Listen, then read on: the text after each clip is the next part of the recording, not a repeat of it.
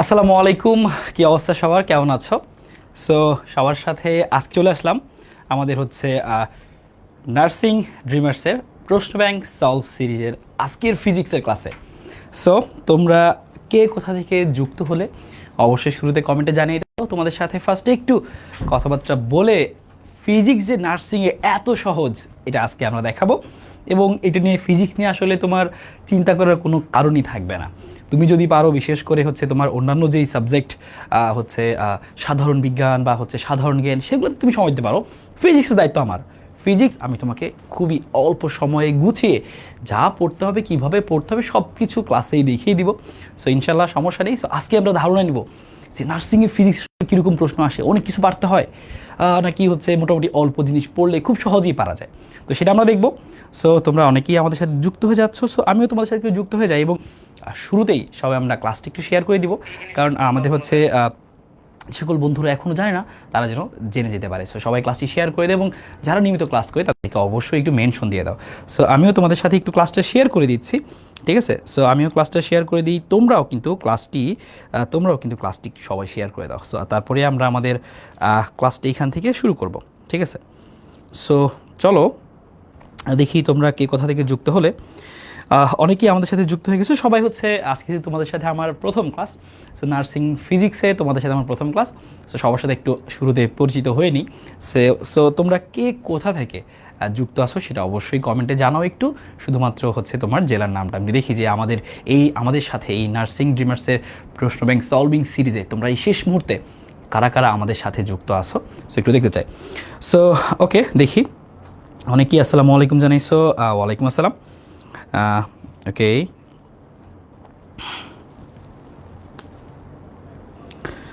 So Pushpa, Afia, অনেকে আমাদের সাথে যুক্ত আছো, ভেরি গুড। রংপুর থেকে আমাদের সাথে আছে হাদিয়া, জাহিদ আছে গাজীপুর থেকে, রাকিব হোসেন আছে সাতক্ষীরা থেকে, সিরিয়াসে বরিশাল থেকে। বাহ, দেশের ভিন্ন ভিন্ন প্রান্ত থেকে সবাই যুক্ত আছে আমাদের সাথে। তো সবাই যুক্ত হতে থাকো, এবং ক্লাসটি কিন্তু সবাই শুরুতে একটু শেয়ার করে দিব। আজকে যেহেতু আশিক ভাইয়ার প্রথম ক্লাস, অবশ্যই সবাই শেষ পর্যন্ত থাকবো। তোমাদেরকে একদম আজকে টোটাল একটা ধারণা দিব যে কিভাবে ফিজিক্স পড়তে হবে, নার্সিংয়ের জন্য ফিজিক্স পড়তে হবে। সো সেই জন্য সবাই ক্লাসের শেষ মুহূর্ত পর্যন্ত থাকবো, কিন্তু বেশি সময় ক্লাস হবে না, কিন্তু শেষ মুহূর্ত পর্যন্ত সবাই থাকবো। আর অবশ্যই সবাই ক্লাসটি শেয়ার করে দিবা কিন্তু। সো চলো আজকের আমাদের এই নার্সিং ড্রিমার্সের নার্সিং প্রশ্ন ব্যাংক সলভিং সিরিজে ফিজিক্সের ক্লাসে শুরুতেই আমরা কিছু জিনিস একটু দেখে নিই। সো তোমরা কিন্তু ইতিমধ্যেই হয়তোবা জানো যে আমাদের কিন্তু তোমাদের জন্য স্পেশালি আমরা কিন্তু একটা আমাদের বন্দিবাসলার পক্ষ থেকে, নার্সিং ড্রিমার্সের পক্ষ থেকে আমরা কিন্তু তোমাদের জন্য একটি লস্ট প্রজেক্ট নিয়ে এসেছি। আমাদের জন্য লস্ট প্রজেক্ট, কিন্তু তোমাদের জন্য কিন্তু সব দিক থেকেই আসলে উইন উইন সিচুয়েশন। তুমি মাত্র 699 টাকা দিয়ে আমাদের এই কোর্সে কী না পাচ্ছ তুমি চিন্তা করো। ক্লাস, শুধুই কি ক্লাস? তোমাদেরকে ক্লাসে আমরা এমন কন্টেন্ট এমনভাবেই গুছাই দিব যে তোমার আসলে 80% কাজ শেষ হয়ে যাবে, বাকি 20% তোমাকে প্রিপারেশন নিতে হবে। সেইটা যেন তোমার আরও অনেক ইজি হয়, সেই জন্য কিন্তু তোমাদের জন্য শুরুতেই ক্লাসের পাশাপাশি আমরা তোমাদেরকে দিয়ে দিব একটি প্রশ্ন ব্যাংক। সেই প্রশ্ন ব্যাংক তোমাদের কাছে থাকবে। ক্লাস শেষ করে তুমি এক্সাম দিবে, তুমি লাইভ এক্সাম আমাদের সাথে দিতে পারতেছো। একদম নার্সিংয়ে যেরকম পরীক্ষা হবে, যেই প্রশ্ন স্ট্যান্ডার্ডে পরীক্ষা হবে, সেই স্ট্যান্ডার্ডে তুমি এক্সাম দিতে পারবে। বাসায় তুমি যেন এক্সাম দিতে পারো, সেই জন্য তুমি ওএমআর বুক পাবে, এবং হচ্ছে সাথে শুধু ওএমআর বুক না, প্রশ্নগুলো, মডেল টেস্ট কোশ্চেনগুলো তুমি পেয়ে যাবে। সেখান থেকে তুমি বাসায় নিজে নিজে এক্সাম দিতে পারবে। তুমি যেন মোটিভেটেড থাকো, সেই জন্য কিন্তু আমরা তোমাদেরকে পাঠিয়ে দিব আমাদের এই সুন্দর এই টি শার্টটি। পাশাপাশি ডায়েরি, তোমার স্বপ্নগুলো লিখে রাখার জন্য কিন্তু ডায়েরিও পাচ্ছ। সো সব মিলিয়ে কিন্তু খুবই সুন্দর একটি প্যাকেজ, একটু পূর্ণাঙ্গ প্রস্তুতি হবে। সো তোমাদের অনেকেই হয়তোবা থেকে থাকতে পারো এরকম যে ভাইয়া হচ্ছে পড়াগুলো একটু কঠিন লাগে, ফিজিক্স কেমিস্ট্রি একটু কঠিন লাগে। সো তাদের জন্য কিন্তু খুব ভালো একটা সুযোগ আমি মনে করি, কারণ এখানকার প্রশ্নগুলো খুবই সহজ সাবলীল হয়।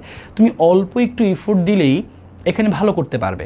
সো তুমি আসলে থাকে না যে তুমি আসলে কোন জায়গায় ইফোর্টটা দিবা, সেটা কিন্তু আসলে একটু বুঝতে হবে। তুমি মনে করো এমন একটা জায়গায় ইফোর্ট দিচ্ছ, সেখানে তোমার দ্বারা আসলেই পসিবল হচ্ছে না, কিন্তু তুমি তাহলে অন্য একটা পথ যদি বাছাই করো, যেটা ভালো, খুবই ভালো একটা পথ, সেই পথটা তুমি যদি বাছাই করে নিতে পারো, সেখানে তুমি যদি সফলতা অর্জন করো, সেটা তো অবশ্যই ভালো একটা জিনিসই হবে।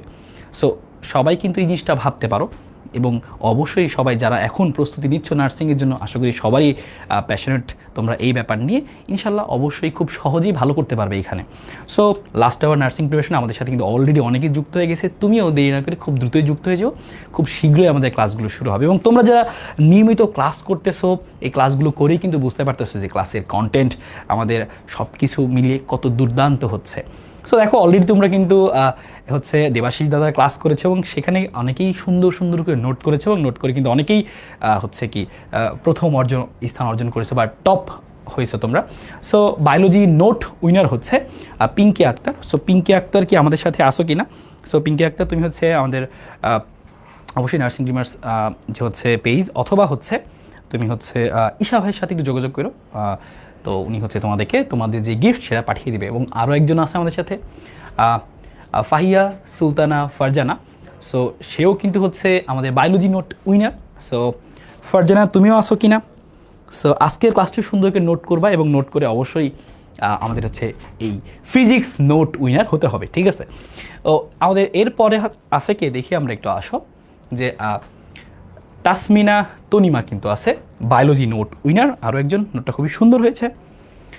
সো এই হচ্ছে আমাদের বায়োলজি নোট উইনার ছিল। সো আমরা চলো এখন আস্তে আস্তে চলে আসলাম আমাদের ক্লাসের দিকে। আমরা এখন ক্লাসটি শুরু করবো, দেখি কজন যুক্ত হয়েছো।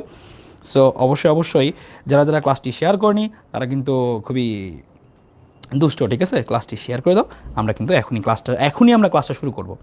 সো অনেকেই কিন্তু আমাদের সাথে যুক্ত আসো, আসসালামু আলাইকুম। এবং তার আগে সবাই একটু কমেন্টে জানিয়ে দাও তোমরা আশিক ভাইয়ার ক্লাস আগে কখনো করছো কিনা, যদি করে থাকো লেখো যে ক্লাস করছি, একটু দেখতে চাই যে কারা কারা আশিক ভাইয়ের ক্লাস করছো, বা যারা করোনি সমস্যা নেই, আমরা এখনই সেটা দেখব।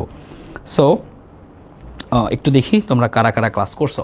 সো চলো আমি এই সুযোগে একটু তোমাদেরকে ইন্ট্রোডিউস করা দিয়ে থাকি যে আমাদের এই বিসিএস নার্সিং ফিজিক্সে আসলে কীরকম প্রশ্ন থাকে সেই ব্যাপারটা নিয়ে। সো মোটামুটি আমাদের এই বিএসসি নার্সিং যে হচ্ছে আমাদের পরীক্ষা যে ফিজিক্স পোর্শন থেকে প্রশ্ন আসে, মোটামুটি 10টা প্রশ্ন থাকে। কোনো কোনো সময় এমন হতে পারে যে 9টা বা 10টা এমন কাছাকাছি হতে পারে, তবে তুমি 10টা ধরে রাখতে পারো। সো 10টাই আমাদের মেইনলি প্রশ্ন আসে।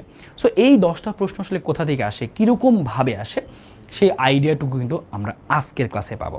সো খুবই তুমি আসলে যখনই ইন্টারমিডিয়েট তোমার ফিজিক্স নিয়ে পড়ছো, অনেক ইকুয়েশন পড়ছো, অনেক ম্যাথ সলভ করতে হয়েছে এবং সেগুলো দেখেই তুমি হয়তো অনেক বেশি প্যারার মধ্যে থাকতা, কিন্তু এখন আর সেই জিনিসটা হবে না। খুবই সহজ জিনিসগুলো আসে, চ্যাপ্টারের খুবই বেসিক জিনিসগুলো আসে, কিছু মুখস্থ জিনিস আসে, সো যেগুলো কি না খুব সহজেই অল্প সময়েই পড়ে ফেলা যায়।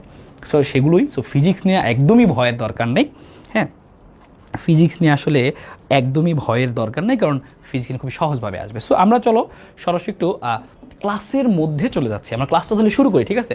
সবাই তাহলে রেডি হয়ে যাও, সবাই খাতা কলম নিয়ে বসে যাও। আমরা এখন 5-6 মিনিট পরে আমরা ক্লাসটা শুরু করতেছি, আর ক্লাসের সময় সবাই মনোযোগ দিয়ে দেখবা এবং কত সহজ প্রশ্ন আসে ফিজিক্সে সেটা দেখবা। তো চলো আমরা সরাসরি শুরু করতেছি।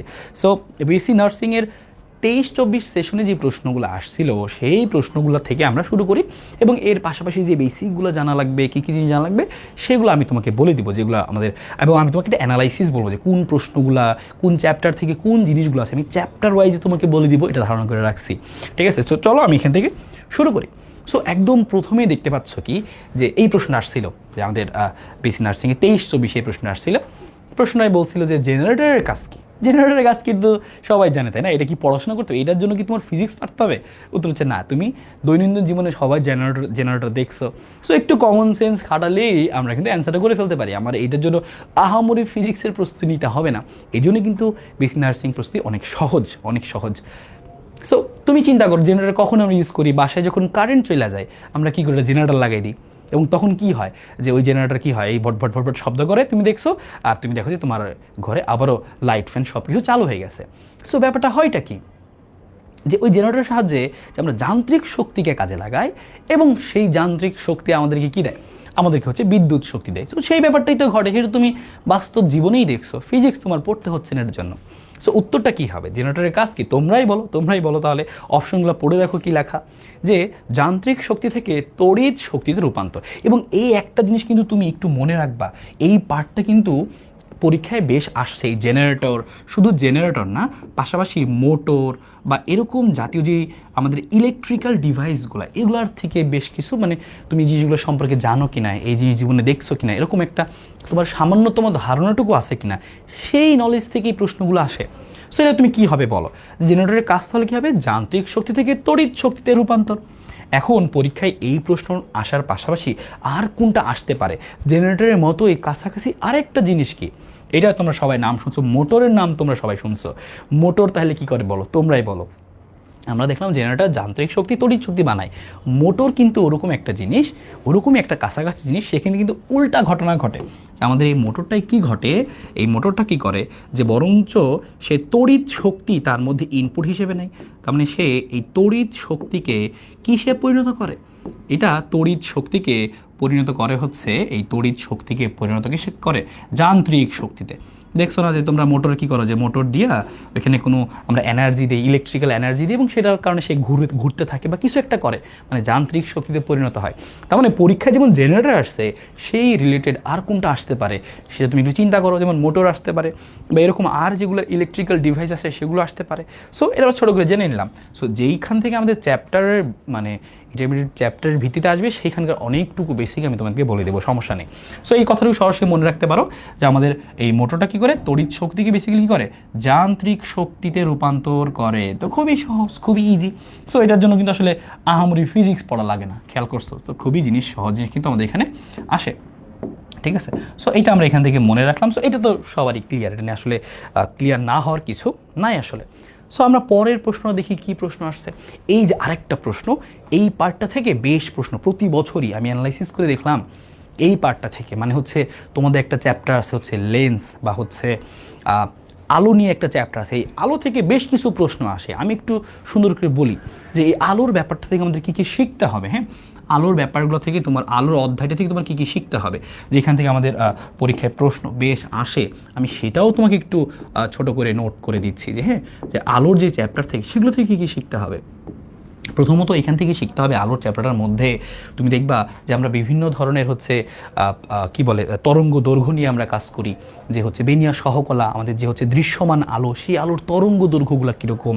শুধু কি দৃশ্যমান আলো না, তড়িৎ চুম্বক তরঙ্গের তোমরা নাম শুনছো না, অতিবেগুনি রশ্মি বা হচ্ছে অবলোহিত রশ্মি বা হচ্ছে এই দৃশ্যমান রশ্মি বা হচ্ছে X ray, gamma, radio wave, microwave, এই জিনিসগুলো কিন্তু আমরা সবাই নাম শুনছি, তাই না, বিভিন্ন সময় 9-10 পড়ার সময়, ইন্টারমিডিয়েটে পড়ার সময়।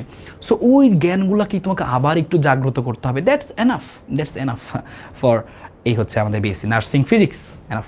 সো আলো থেকে তোমার কী কী পড়তে হচ্ছে, সেই তড়িৎচুম্বক তরঙ্গ, আমি সংক্ষেপে লিখতেছি এখানে, আচ্ছা আমি সংক্ষেপে না, আমি পুরোটাই লিখে দিচ্ছি, বা হচ্ছে তড়িৎচুম্বক তরঙ্গ। সো এই তড়িৎচুম্বক তরঙ্গ, হ্যাঁ, তাহলে এই হচ্ছে তড়িৎ চুম্বক তরঙ্গ। এই তড়িৎ চুম্বক তরঙ্গ নিয়ে তোমার একটু পড়তে হবে, তড়িৎ চুম্বক তরঙ্গগুলোর মধ্যে কী কী তরঙ্গ ছিল সেগুলো তোমার একটু পড়তে হচ্ছে। পাশাপাশি এখানে তোমার একটু পড়তে হচ্ছে দৃশ্যমান আলোর তরঙ্গ দৈর্ঘ্যগুলো নিয়ে তোমার একটু পড়াশোনা করতে হবে। দৃশ্যমান আলোর তরঙ্গ দৈর্ঘ্য, হ্যাঁ, আমি একটু তোমাকে টপিকগুলো সুন্দর করে নোট করে দিচ্ছি যে কোনটা কোন তোমার পড়তে হবে, তোমার জানতে হবে। তো তুমি না এই প্রশ্ন সলভ করে ফেললা, ওকে ফাইন, শিখলাম, কিন্তু পরীক্ষায় কি এটাই আসবে না, এটা আসতে পারে, এটার মতো অন্যান্য যে সকল জিনিস সেগুলো আসবে। তো সেগুলো যদি তুমি ক্লাস থেকে জেনে যাও তোমার জন্য ভালো হলো, প্রস্তুতিটা নিতে অনেক ইজি হলো। সো দৃশ্যমান আলোর এই তরঙ্গ দৈর্ঘ্য রিলেটেড অনেক কিছু জিনিস প্রশ্ন পরীক্ষায় আসবে। সো আলো রিলেটেড অনেক কিছু আসে, আলো রিলেটেড এই আমাদের নার্সিং ফিজিক্সে অনেক বেশি আসে। তুমি দেখবা 10টা প্রশ্নের মধ্যে প্রতি বছর তুমি একটু নিজেদের অ্যানালাইসিস করো, দেখবা যে প্রতি বছরে 2-3টাই আলো থেকেই থাকে।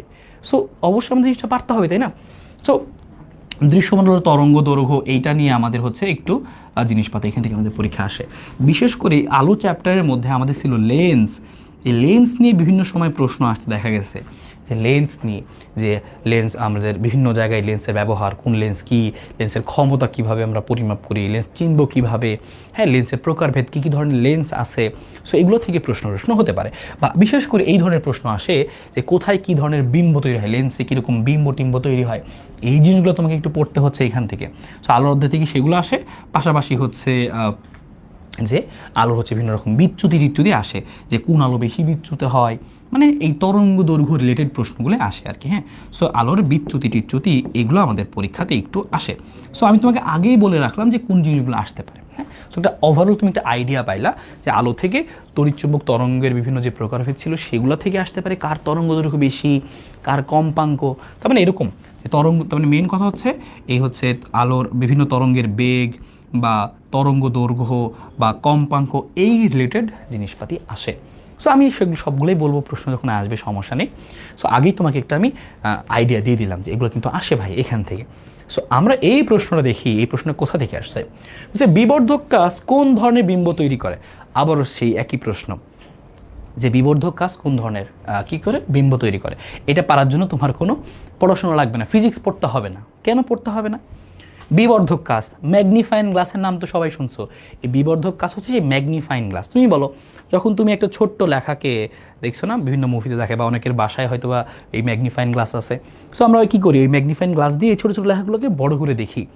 সো কী হয়, তুমি নিজেই বুঝতে পারলা যে ম্যাগনিফাইং গ্লাসের সাহায্যে বা বিবর্ধক কাচের সাহায্যে কোন ধরনের বিম্ব হয়।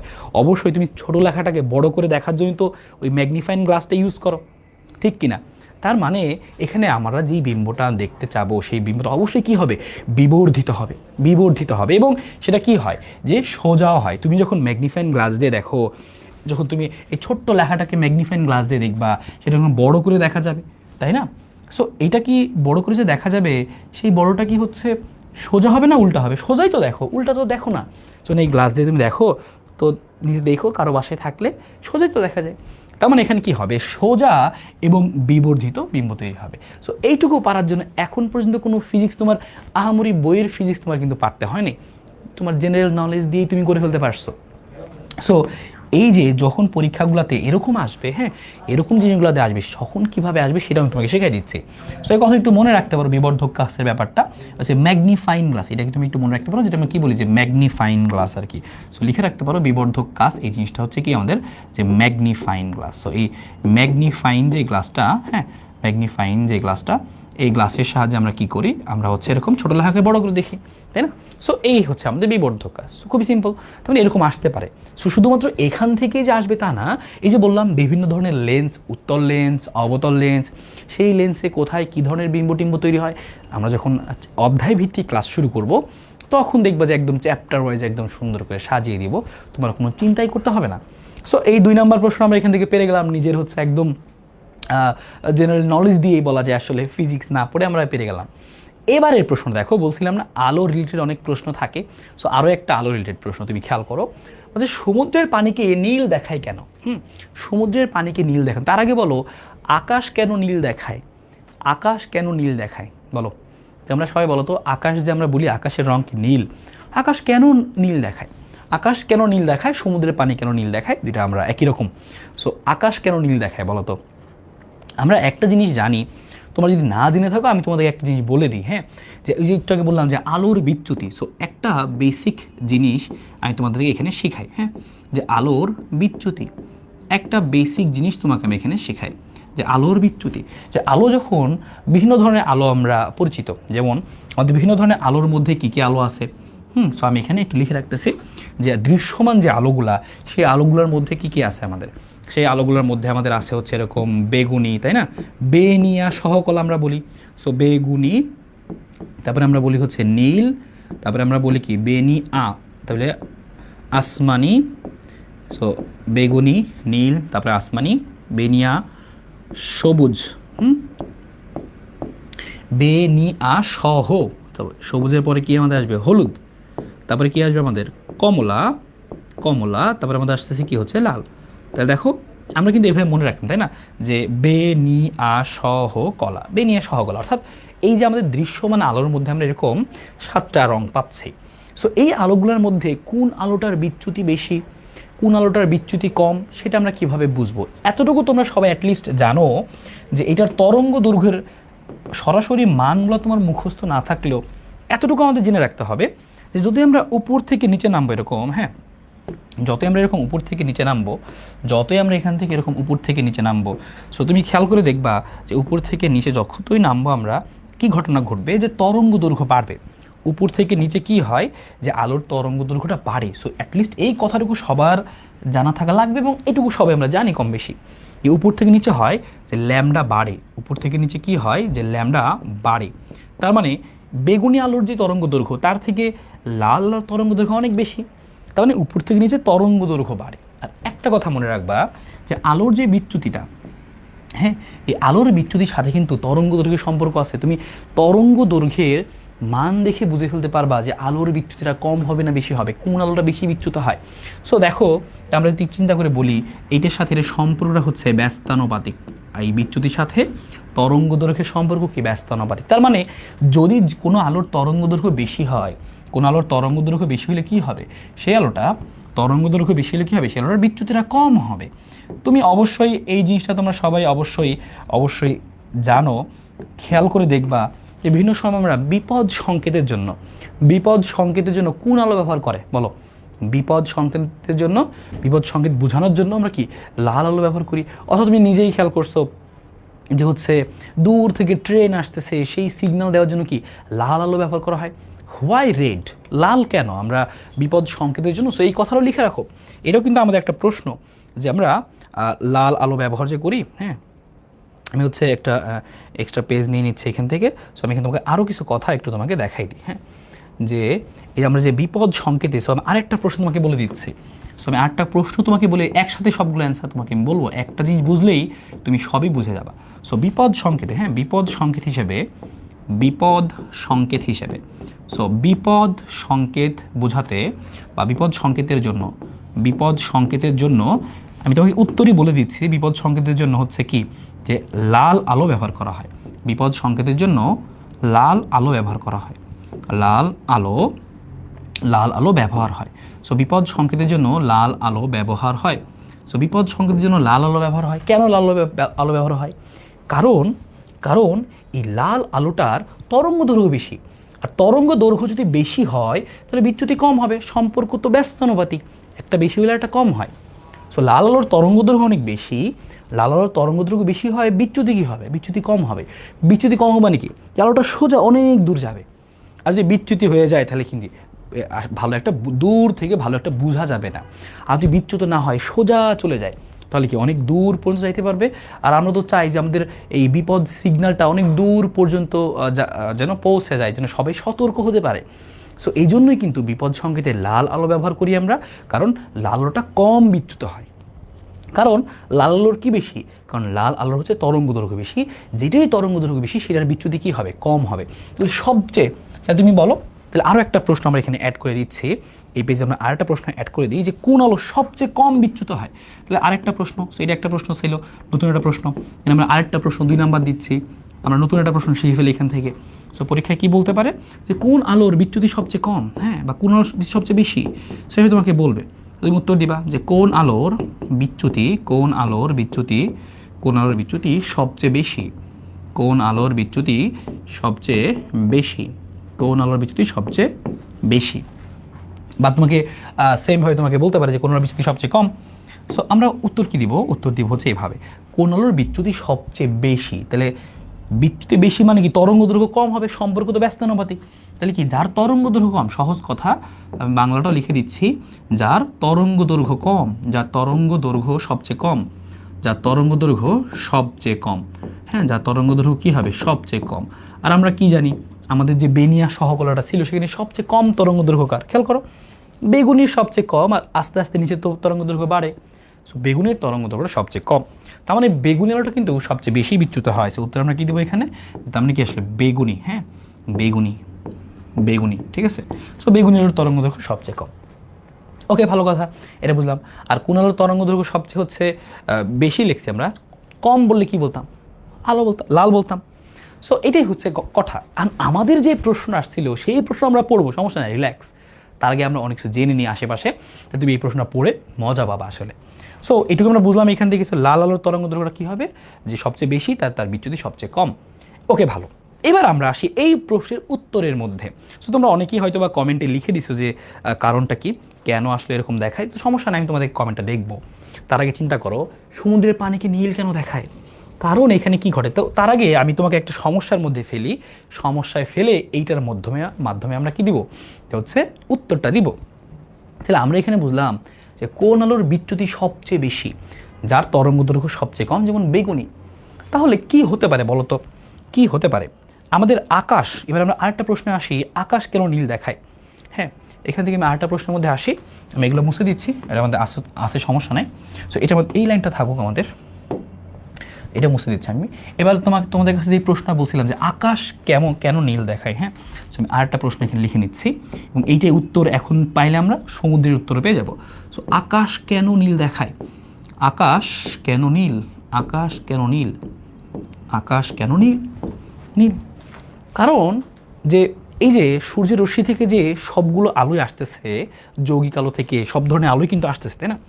এই যে বেনিয়া সহকলা সব রকমের আলো আসতেছে, কিন্তু এদের মধ্যে দেখা যায় কোন আলোটা সবচেয়ে বেশি ছড়ায় পড়ে। একটু আগেই তুমি শিখলা যে কোন আলোটার কি হয়, বিচ্যুতি সবচেয়ে বেশি, বিচ্যুতি বেশি মানে কি, সে অনেক ছড়ায় পড়তেছে এরকম। সো যার তরঙ্গ দৈর্ঘ্য সবচেয়ে কম সে বেশি ছড়ায় পড়তেছে, যেমন বেগুনি। সো বেগুনি সবচেয়ে ছড়ায় পড়তেছে। সো আকাশ জুড়ে তো বেগুনি হওয়ার কথা, ঠিক কিনা? কারণ বেগুনির তরঙ্গ দৈর্ঘ্য কম, সে সবচেয়ে বেশি বিচ্যুত হবে। কিন্তু আকাশ জুড়ে কি হওয়ার কথা, আকাশ জুড়ে বেগুনি থাকার কথা। কিন্তু কিন্তু আকাশ তো বেগুনি দেখি না, আমরা কি দেখি, নীল দেখি। দেখো নীলেরও কিন্তু তরঙ্গ দৈর্ঘ্য কম, তবে কিন্তু সবচেয়ে কম কার, সবচেয়ে কম কিন্তু হচ্ছে বেগুনিটা। খেয়াল করে দেখো, নীল ঠিক আছে ফাইন, নীলের তরঙ্গ দৈর্ঘ্য আমরা এভাবে বলি, তাই না, যে আমরা বলি আকাশ কেন নীল দেখায়, কারণ নীলের তরঙ্গ দৈর্ঘ্য কম, তরঙ্গ দৈর্ঘ্য কম হলে বিচ্যুতি বেশি হয়, সে অনেক ছড়ায় পড়ে, সো আকাশ তখন নীল দেখায়। কেন ভাই, বেগুনি তো আসিল, বেগুনি আসিল না, বেগুনির তো তরঙ্গ দৈর্ঘ্য কম, সো হয়তো আরও বেশি বিচ্যুত হবে। সো পুরো আকাশ জুড়ে তো বেগুনি দেখার কথা, সো বেগুনি কেন দেখলাম না? কি বলো, বেগুনি দেখার কথা কি না? কারণ মাথায় কি প্রশ্ন আসছিল যে আকাশ তো ভাই বেগুনি হওয়ার কথা, আকাশ নীল কেন হইল? কারণ সবচেয়ে তরঙ্গ দৈর্ঘ্য কম তো নীলের না, বেগুনির সবচেয়ে কম। কারণ আছে, কারণটা হচ্ছে এই কারণটা জানতে হলে তোমাকে আলোর আরও একটা প্রপার্টি সম্পর্কে জানতে হবে, আলোর আরও একটা ঘটনা সম্পর্কে জানতে হবে, সেটা হচ্ছে স্ক্যাটারিং অফ লাইট। এইটাকে বলি হচ্ছে আমরা আলোর বিক্ষেপণ। সো আমরা যখন আলোর অধ্যায়গুলোতে ক্লাস নেব, এগুলো একদম সুন্দর করে বোঝাই দিব, তোমার নর্মাল বাস্তব জীবনের কিছু ঘটনা কেন ঘটতেছে সেই কারণগুলো তুমি জেনে ফেলতে পারবে। সো আকাশ কেন নীল দেখায়, হওয়ার কথা ছিল কিন্তু বেগুনি, কিন্তু বেগুনি না হয়ে নীল কেন হইলো? কারণ এখানে আলোর বিক্ষেপণ ঘটে। তাহলে উত্তরটা কি, আলোর বিক্ষেপণ, স্ক্যাটারিং অফ লাইট। এখানে আরেকটা আলোর একটা মেকানিজম বা হচ্ছে ফেনোমেনন ঘটে, তো সেটা আমরা ব্যাখ্যা করব পরবর্তী যখন আমরা চ্যাপ্টার ওয়াইজ ক্লাসগুলোতে চলে যাব। সো আপাতত তুমি নামটা শিখে রাখো, আলোর বিক্ষেপণ হয়, স্ক্যাটারিং হয়, আলো কিন্তু ছড়ায় পড়ে বিচ্যুত হয়, ঠিক আছে, কিন্তু এখানে আরেকটা ব্যাপার কাজ করে, আলোর বিক্ষেপণ। তোমরা আলোর বিক্ষেপণ নাম শুনছো কিনা জানিয়ে দিও কমেন্টে। সো আলোর বিক্ষেপণের কারণে দেখা যায় কি, বেগুনির থেকে নীলটাই তখন আমরা বেশি দেখি। সো এই কথাটা মাথায় রাখতে পারছো, আলোর বিক্ষেপণ ঘটে। হ্যাঁ, সো আমরা আমাদের প্রশ্নে এবার ফেরত যাই। আমাদের যে প্রশ্নটা ছিল, কি বলছিল দেখো, কোথাও তুমি সেই কথাটা খুঁজে পাও কিনা, সমুদ্রের পানিকে নীল কেন দেখায়?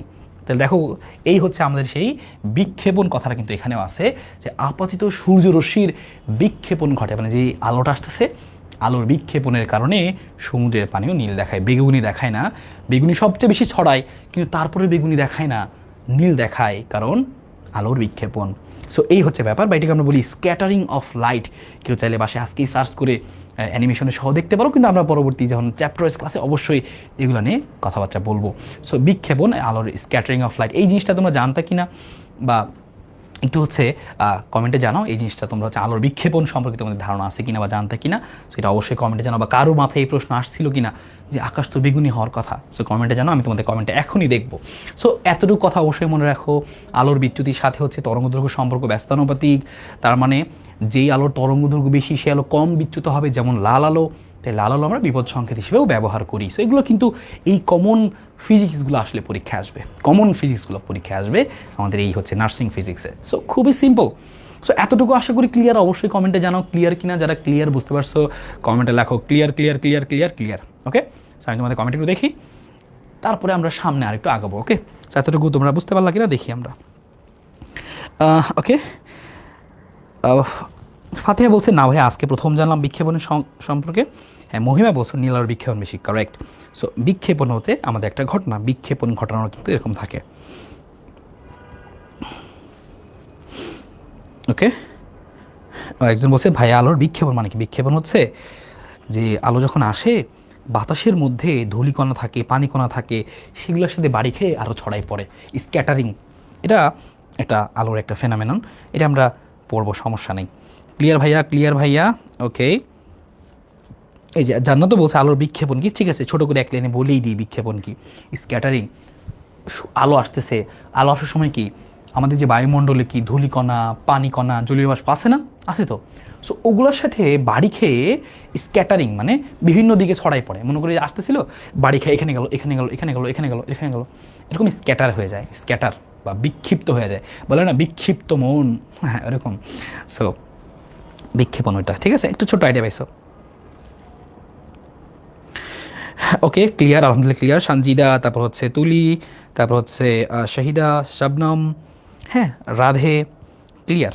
ওকে, সো তোমরা বুঝতে তো পারতেছো নাকি ক্লাসটা আমি যে বলতেছি? সো আশা করি তোমরা বুঝতে পারতেছো, কারণ তোমাদের সাথে আজকে আমার প্রথম ক্লাস, তোমাদের ভাইবের সাথে আমার ভাইব ম্যাচ হইতে এত সময় লাগবে। সো বুঝতে পারতেছো কিনা সেটা জানো। হ্যাঁ,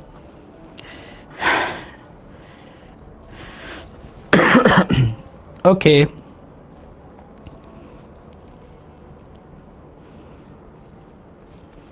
ওকে ক্লিয়ার। সো চলো আমরা সামনে একটু আগে থাকি, তোমাদের সাথে আবারও কথাবার্তা বলবো। সো এতটুকু ক্লিয়ার, আমরা আলোর এখানে জিনিসটা বুঝে ফেললাম, একটা নতুন জিনিস জানলাম, স্ক্যাটারিং অফ লাইট এটা ঘটে আসলে, নীল আলো সেটা বেশি করে। সো এখানে আমরা বুঝে ফেলছি, আর আমরা শিখে ফেলছি অন্যান্য জিনিসগুলো। দুধে কোন ধরনের অ্যাসিড থাকে এটা অলরেডি তোমরা গত ক্লাসে হচ্ছে কেমিস্ট্রি শিখে ফেলছো, তোমরা কমেন্ট করে জানাবা, তোমরাই কমেন্ট করে জানাও। এটা আসলে কেমিস্ট্রির প্রশ্ন, ফিজিক্স চলে আসছে, নো প্যারা, নো প্রবলেম। সো তারপরেও তোমরা এটা অ্যান্সার দিবা, দুধে কোন ধরনের অ্যাসিড থাকে। ল্যাকটিক অ্যাসিড আশা করি সবাই জানো, বাকিগুলোও প্রশ্ন উত্তর দিবা যে কোথায় কোন অ্যাসিড থাকে। টার্টারিক অ্যাসিড কই থাকে বলো? তোমরা যেটা সবচেয়ে পছন্দ করো, মেয়েরা সবচেয়ে যেটা পছন্দ করো কি, টার্টারিক অ্যাসিড পছন্দ করো নাকি? কারণ কি টার্টারিক কোথায় থাকে? তেঁতুলের টার্টারিক অ্যাসিড থাকে। সো তোমরা তো তেঁতুল পছন্দ করো, তবে তোমরা টার্টারিক অ্যাসিড পছন্দ করো, তাই তো? ঠিক আছে, তারপর সাইট্রিক অ্যাসিড আমরা জানি লেবু টেবুতে থাকে, বা ফর্মিক অ্যাসিড কি পিঁপড়ার সাথে সম্পর্কযুক্ত, পিঁপড়ার কামড়ে এই ফর্মিক অ্যাসিড টেসিড পাওয়া যায়। সো এটা খুবই সিম্পল কেমিস্ট্রি আসলে। এবার আরেকটা প্রশ্ন আসছে এখানে, বাতাসের প্রবাহ দিয়ে তৈরি বাদ্যযন্ত্র। সো আগেই তোমাকে বলছি ভাই, নার্সিংয়ে ফিজিক্স তোমার পারা লাগবে না, পরীক্ষা হলে গিয়ে বসবা দাগাবা, কিন্তু কোনগুলা একটু কমন সেন্স বা কোন প্রশ্নগুলো হয় শুধু সেইটুকু জানতে হবে। দেখো এটার জন্য তোমার কিন্তু আহামরি ফিজিক্স জানতে হবে না। কেন জানতে হবে না? আসছে বাতাসের প্রবাহ দিয়ে তৈরি বাদ্যযন্ত্র কোনটি? বাতাসের প্রবাহ মানে কি, তুমি বাতাস দিবা আর বাতাসের প্রবাহ দিয়ে সুর তৈরি হবে। সো কোনগুলার মধ্যে এরকম বাতাসের প্রবাহকে কাজে লাগায় জিনিসগুলো হয়? যেমন বাঁশি, তাই না? বাঁশি যেমন, বিশেষ করে বাঁশির মধ্যে কি আমরা ফু দিয়েই তো আমরা কী করি, যে সুর তৈরি করি। বাতাসের প্রবাহ দিয়েই আমাদের কি বাদ্যযন্ত্র। সো কোনটা আছে? হারমোনিয়াম আছে, বা হচ্ছে হারমোনিয়ামের বাতাসের প্রবাহটা কাজে লাগাই শব্দ তৈরি হয়, বা বাঁশি, হ্যাঁ, বা হচ্ছে অনেক কিছু থাকে এরকম। সো এই হচ্ছে সেই ব্যাপারটা। সো এটা তুমি বাঁশি বা ইত্যাদি, এটা তুমি নিজে থেকে আইডিয়া করতে পারো, ফিজিক্স না জেনেও তুমি উত্তর করতে পারো। বলছে আন্তর্জাতিক পদ্ধতিতে তাপমাত্রার একক। সো এই তাপমাত্রা দিয়ে অনেক কথাবার্তা বলবো।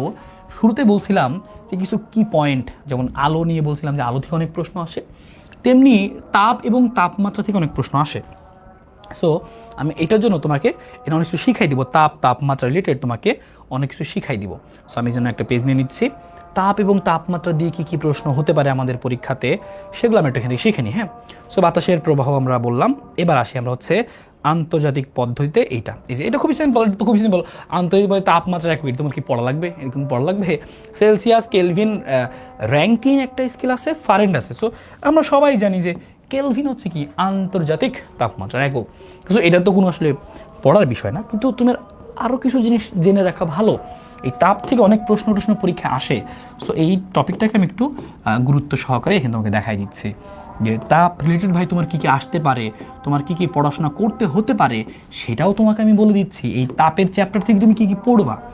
যেমন তাপের চ্যাপ্টার থেকে তোমার প্রথমে পড়া লাগতে পারে তাপ কি, বা হচ্ছে তাপমাত্রার স্কেলের সম্পর্ক পড়তে হতে পারে। ভাইয়া এটা বিভিন্ন সালে আসছে পরীক্ষায়, বিভিন্ন সালে আসছে, দেখাচ্ছি তোমাকে আমি 23-24 আর 22-23 সালটা, কিন্তু অন্য সালে কি আসছে সবই ক্লাসে আমি দিয়ে দিচ্ছি। সো এখানে দেখো, সো এখানে আসে তাপমাত্রার স্কেলের যে সম্পর্ক, তাপমাত্রার স্কেলের সম্পর্কটা এখানে আসে। সো তাপমাত্রার স্কেলে বিভিন্ন ধরনের তাপমাত্রার স্কেল প্রচলিত, সবচেয়ে বহুল প্রচলিত তাপমাত্রার স্কেল কি সবাই জানি, সেলসিয়াস, ফারেনহাইট, কেলভিন। সেগুলো বিভিন্ন প্রচলিত স্কেল। এছাড়াও যেমন তুমি একটা জিনিসের নাম কিন্তু এখানে খেয়াল করছিলে, দেখো যে র্যাঙ্কাইন বা এটা হচ্ছে বেসিক্যালি র্যাঙ্কিন। সো এইটাও কিন্তু একটা তাপমাত্রার স্কেল। হ্যাঁ, এই র্যাঙ্কিনের নাম তোমরা শুনছো কিনা কমেন্টে জানাতে পারো। সো এরকম মোট 5টা স্কেলের নাম শুনে রাখতে পারো। সেলসিয়াস, ফারেনহাইট, কেলভিন তো জানোই। এছাড়াও আছে র্যাঙ্কিন এবং রোমার। র্যাঙ্কিন আর কি বললাম, রোমার, এই দুইটাও কিন্তু তাপমাত্রার এই প্রচলিত স্কেল। এরা এত বেশি জনপ্রিয় না, হ্যাঁ, এত বেশি মার্কেট পায় না এরা। সেলসিয়াস, ফারেনহাইট, কেলভিনই বেশি মার্কেট পাইছে, যার কারণে ওদের নামগুলো আমরা সবাই জানি, বেশি ইউজ করি আমরা, অভ্যস্ত আমরা। আমরা তো কখনো বলি না, আমরা কি কখনো বলি যে কিরে আজকে তাপমাত্রা কত, তুমি কি বলবা আজকে তাপমাত্রা 500 র্যাঙ্কিন? না, তুমি কি বলবা আজকে তাপমাত্রা 27 ডিগ্রি সেলসিয়াস বা 29 ডিগ্রি সেলসিয়াস এরকম। সো সেলসিয়াসটা আমরা অনেক বেশি জনপ্রিয়, অনেক বেশি ব্যবহার করি। কিন্তু এছাড়াও র্যাঙ্কিং এবং রোমার নামেও দুইটা কিন্তু স্কেল প্রচলিত আছে। সো এটাও জেনে রাখবা। সো 5টা scale: Celsius, Fahrenheit, Kelvin, Rankine, Romer. So এই স্কেলগুলোর মধ্যে সম্পর্কটা তোমার একটু দরকার হয়। পরীক্ষাতে এদের প্রশ্ন আসছে, অনেকবার আসছে, আমাদের নার্সিংয়ে অনেকবার আসছে। সো তুমি একটু সম্পর্কটা লিখে রাখো এদের মধ্যে কী হবে। যেমন সবাই এটা জানো, সবাই মনে করে দেখো বাচ্চাকালে পড়ছিলা যে এই হচ্ছে আমাদের বিভিন্ন স্কেলের মধ্যে সম্পর্ক। সম্পর্ক একটা কি হচ্ছে C/5। হ্যাঁ, C/5, C/5 ইকুয়াল টু আমরা কী লিখতে পারি, C/5 লিখতে পারি। ফারেনহাইটের সম্পর্ক ছিল হচ্ছে এরকম F-32/9। হ্যাঁ, এখান থেকে কী কী প্রশ্ন আসতে পারে সব শিখাই দিব।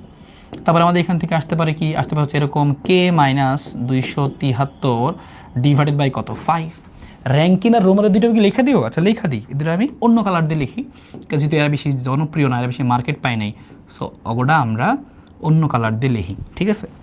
সো আসো, সো রোমারেরটা হচ্ছে আর দিয়ে আমরা রোমারটা বুঝি। হ্যাঁ, মনে রেখো, শুধু আর দিয়ে আমরা কি বুঝি, শুধু এই আরটা দিয়ে আমরা বুঝি হচ্ছে রোমার, শুধু আর দিয়ে বুঝি রোমার, রোমার স্কেল। হ্যাঁ, সো এই র্যাঙ্কিংটা লিখে আমরা হচ্ছে RN, এই যে আগের পেজে লেখা দেখছিলাম যে র্যাঙ্কিং। সো র্যাঙ্কিংটা লিখে আমরা হচ্ছে RN মাইনাস, এটা হচ্ছে 492। সো আমি একটু জায়গা নিয়ে লিখি, সমস্যা নেই, ঠিক আছে। এটা হচ্ছে RN মাইনাস 492। সো ব্যাপারটা কি, RN মাইনাস হচ্ছে 492। সো তোমরা লিখে ফেলতে পারো যে হচ্ছে আমাদের এখানকার সম্পর্ক RN মাইনাস 492 ডিভাইডেড বাই কত 9। সো এই হচ্ছে 5টা স্কেলের মধ্যে সম্পর্ক। সেলসিয়াস, ফারেনহাইট, কেলভিন তোমরা সবাই জানি এই। সো এই সম্পর্কটা তোমার জানা থাকা লাগবে। এখান থেকে প্রশ্ন আসে, নর্মাল প্রশ্ন, যে সেলসিয়াসে এত হলে ফারেনহাইটে কত, ফারেনহাইটে এত হলে সেলসিয়াসে কত, এরকম নর্মাল প্রশ্ন আসে। আর কি আসতে পারে, একটা জিনিস এখানে আসে, সেটা হচ্ছে যে এই স্কেলগুলার আমরা সবাই জানি যে আমাদের এই তাপমাত্রার যে স্কেলগুলো ছিল এই সেলসিয়াসের ক্ষেত্রে, বা হচ্ছে আমাদের কি এরকম হচ্ছে ফারেনহাইটের ক্ষেত্রে, বা কেলভিনের ক্ষেত্রে, বা এই রোমারের ক্ষেত্রে, বা র্যাঙ্কিনের ক্ষেত্রে, হ্যাঁ, এই স্কেলগুলোর ক্ষেত্রে আমরা একটা জিনিস পাই। এই স্কেলগুলোকে বলা হয় যে 2 স্থির বিন্দু। হ্যাঁ, এদের 2টা স্থির বিন্দু থাকে। স্কেলগুলো কি থাকে, যে 2টা স্থির বিন্দু থাকে। হ্যাঁ, সো আমি এখানে দাগ দিয়ে লিখে দিচ্ছি, এদেরকে আমরা বলি 2 স্থির বিন্দুর স্কেল আর কি। সো এখানে আমি এটা দিয়ে দেখাই দিই, ঠিক আছে। সো এরা 2টা স্থির বিন্দু থাকে। সো একটা আমি এখানে দিলাম, এইটা। সো একটাকে আমরা কি বলি, নিম্ন স্থিরাঙ্ক বলি, সবাই জানো। এই নিচের যে বিন্দুটা, তো এই নামটাকে আমরা কি বলি, নিম্ন স্থিরাঙ্ক বলি। সো এই মানগুলো মুখস্থ আসতে পারে যে এটার নিম্ন স্থিরাঙ্ক কত, ঠিক আছে, নিম্ন স্থিরাঙ্ক। সো নিম্ন স্থিরাঙ্ক কত হবে, যদি সেলসিয়াসের কথা বলি, তোমরা সবাই জানো যে সেলসিয়াসের নিম্ন স্থিরাঙ্কটা হয় হচ্ছে 0 ডিগ্রি সেলসিয়াস, 0 ডিগ্রি সেলসিয়াস। আর ঊর্ধ্ব স্থিরাঙ্ক মানে হাইস্ট মান, সেলসিয়াস স্কেলের হাইস্ট মান কত হতে পারে, সেলসিয়াস স্কেলের হাইস্ট মান হয় হচ্ছে 100 ডিগ্রি সেলসিয়াস। তো সেলসিয়াস 0 আর 100 এটা আমরা সবাই জানি। সো তারপর আমরা লিখে রাখলাম, বাকিগুলো একটু লিখে দিব আমরা। সো এই কথাটা একটু মনে রাখতে পারো। সো নিম্ন স্থিরাঙ্ক আর হচ্ছে কি ঊর্ধ্ব স্থিরাঙ্ক, নিম্ন স্থিরাঙ্ক আর হচ্ছে কি ঊর্ধ্ব স্থিরাঙ্ক, কেমন? ওকে, সো নিম্ন আর ঊর্ধ্ব স্থিরাঙ্ক। সো বাকিগুলো লিখে ফেলি আমরা। সেলসিয়াস ছিল, এটা হচ্ছে আমাদের কি ফারেনহাইট, এটা হচ্ছে আমাদের কেলভিন, এটা হচ্ছে আমাদের র্যাঙ্কিন, এটা হচ্ছে আমাদের রোমার। কোন স্কেলের নিম্ন আর ঊর্ধ্ব স্থিরাঙ্ক কত সেই মানগুলো আমরা মুখস্থ করে ফেলে আসো। সো সেলসিয়াস তো মনেই থাকবে 0 100। ফারেনহাইটের নিম্ন স্থিরাঙ্কর মানটা হচ্ছে 32 ডিগ্রি ফারেনহাইট, মানে 0 ডিগ্রি সেলসিয়াস 32 ডিগ্রি ফারেনহাইট আসলে একই তাপমাত্রায়। সো ঊর্ধ্ব বিন্দুটা হচ্ছে কত, 212 ডিগ্রি ফারেনহাইট, 212 ডিগ্রি ফারেনহাইট। কেলভিনেরটা কত, কেলভিনটা মনে রাখবা হচ্ছে 273 কেলভিন। আর সর্বোচ্চ বিন্দুটা কত, সে হচ্ছে 373, সে হচ্ছে কত আমাদের, যে হচ্ছে 373 কেলভিন। So 373 Kelvin. ওকে, র্যাঙ্কিনেরটাও মনে রাখো, র্যাঙ্কিনেরটা মনে রাখো, সেটা হচ্ছে র্যাঙ্কিনেরটা মনে রাখবো হচ্ছে যে 492 ডিগ্রি র্যাঙ্কিন। আর হাইস্ট মানটা হচ্ছে 672 ডিগ্রি র্যাঙ্কিন। রোমারেরটা হচ্ছে 0 ডিগ্রি রোমার এবং সর্বোচ্চ মান হয় রোমার স্কেলে সেটা হচ্ছে 80 ডিগ্রি রোমার, এরকম। তাহলে সর্বনিম্ন এবং সর্বোচ্চ মানটা আমরা জেনে গেলাম। নিম্ন স্থিরাঙ্ক কত হয়, ঊর্ধ্ব স্থিরাঙ্ক কত হয় সেটা আমরা জেনে গেলাম। তো এটা আমাদের পরীক্ষা এখান থেকে আসতে পারে, এটা বেশি আসছে পরীক্ষায়, এই পার্টটা বেশি আসছে, এটা তোমরা 9-10 কিন্তু ইউজ করছো তাই না, এইটা বেশি আসছে। সো এরকম প্রশ্ন আসলে আমরা সেটা দিয়ে সলভ করবো। নিম্ন স্থিরাঙ্ক ব্যাপারটা জেনে গেলাম। আরেকটা ছোট্ট পয়েন্ট এখানে জেনে রাখবা, এখানে আসার মতো আরেকটা বিষয় হচ্ছে পানির ত্রৈধ বিন্দু। হ্যাঁ, পানির ত্রৈধ বিন্দুটা আমাদের পরীক্ষায় একটু আসে, সেটা তোমরা কমেন্টে জানাই দিতে পারো অলরেডি, কারণ তোমরা সবাই এই সম্পর্কে জানো। পানির ত্রৈধ বিন্দু, পানির ত্রৈধ বিন্দু সম্পর্কে পরীক্ষা আসে। তো ত্রৈধ বিন্দু মানে কি, এটাকে বলি আমরা triple point of water. Triple point, পানির ত্রৈধ বিন্দু মানে কি, যেই তাপমাত্রায় পানি 3 অবস্থায় বিরাজ করতে পারে।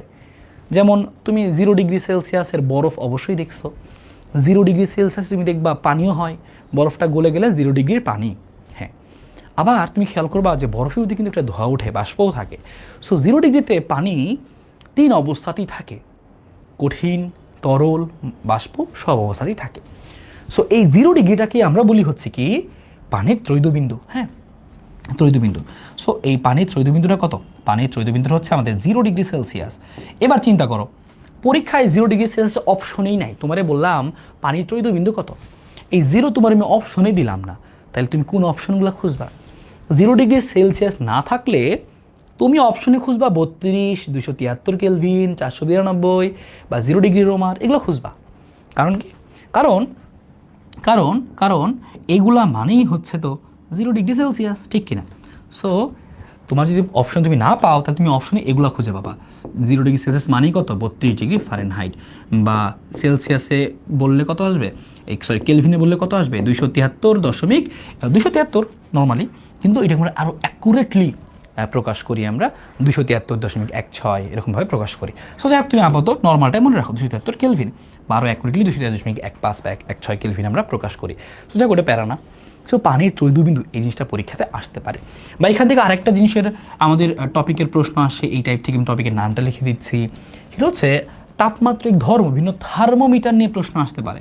আমরা থার্মোমিটারের নাম শুনছি, থার্মোমিটার, এই থার্মোমিটার দিয়ে প্রশ্ন হতে পারে। তাপগতিবিদ্যার এই টপিকগুলো থেকে নর্মালি এই পোর্শনের, এই তাপমাত্রা রিলেটেড এই পোর্শন থেকে এইগুলা দিয়ে প্রশ্ন হয়। সো এই থার্মোমিটার মনে রাখবা, থার্মোমিটার বলো তাপগতিবিদ্যার কোন সূত্রকে কাজে লাগে থার্মোমিটার বানানো হয়েছে। সো মনে রাখবা তাপগতিবিদ্যার 0তম সূত্র, এই কথাটা মনে রাখতে পারি এখান থেকে, তাপগতিবিদ্যার 0তম সূত্র ব্যবহার করে তাপগতিবিদ্যার 0তম সূত্র। তো তাপগতিবিদ্যার 0তম সূত্র ব্যবহার করা হয়, ব্যবহার করে এই যন্ত্র আবিষ্কার করা হয়েছে।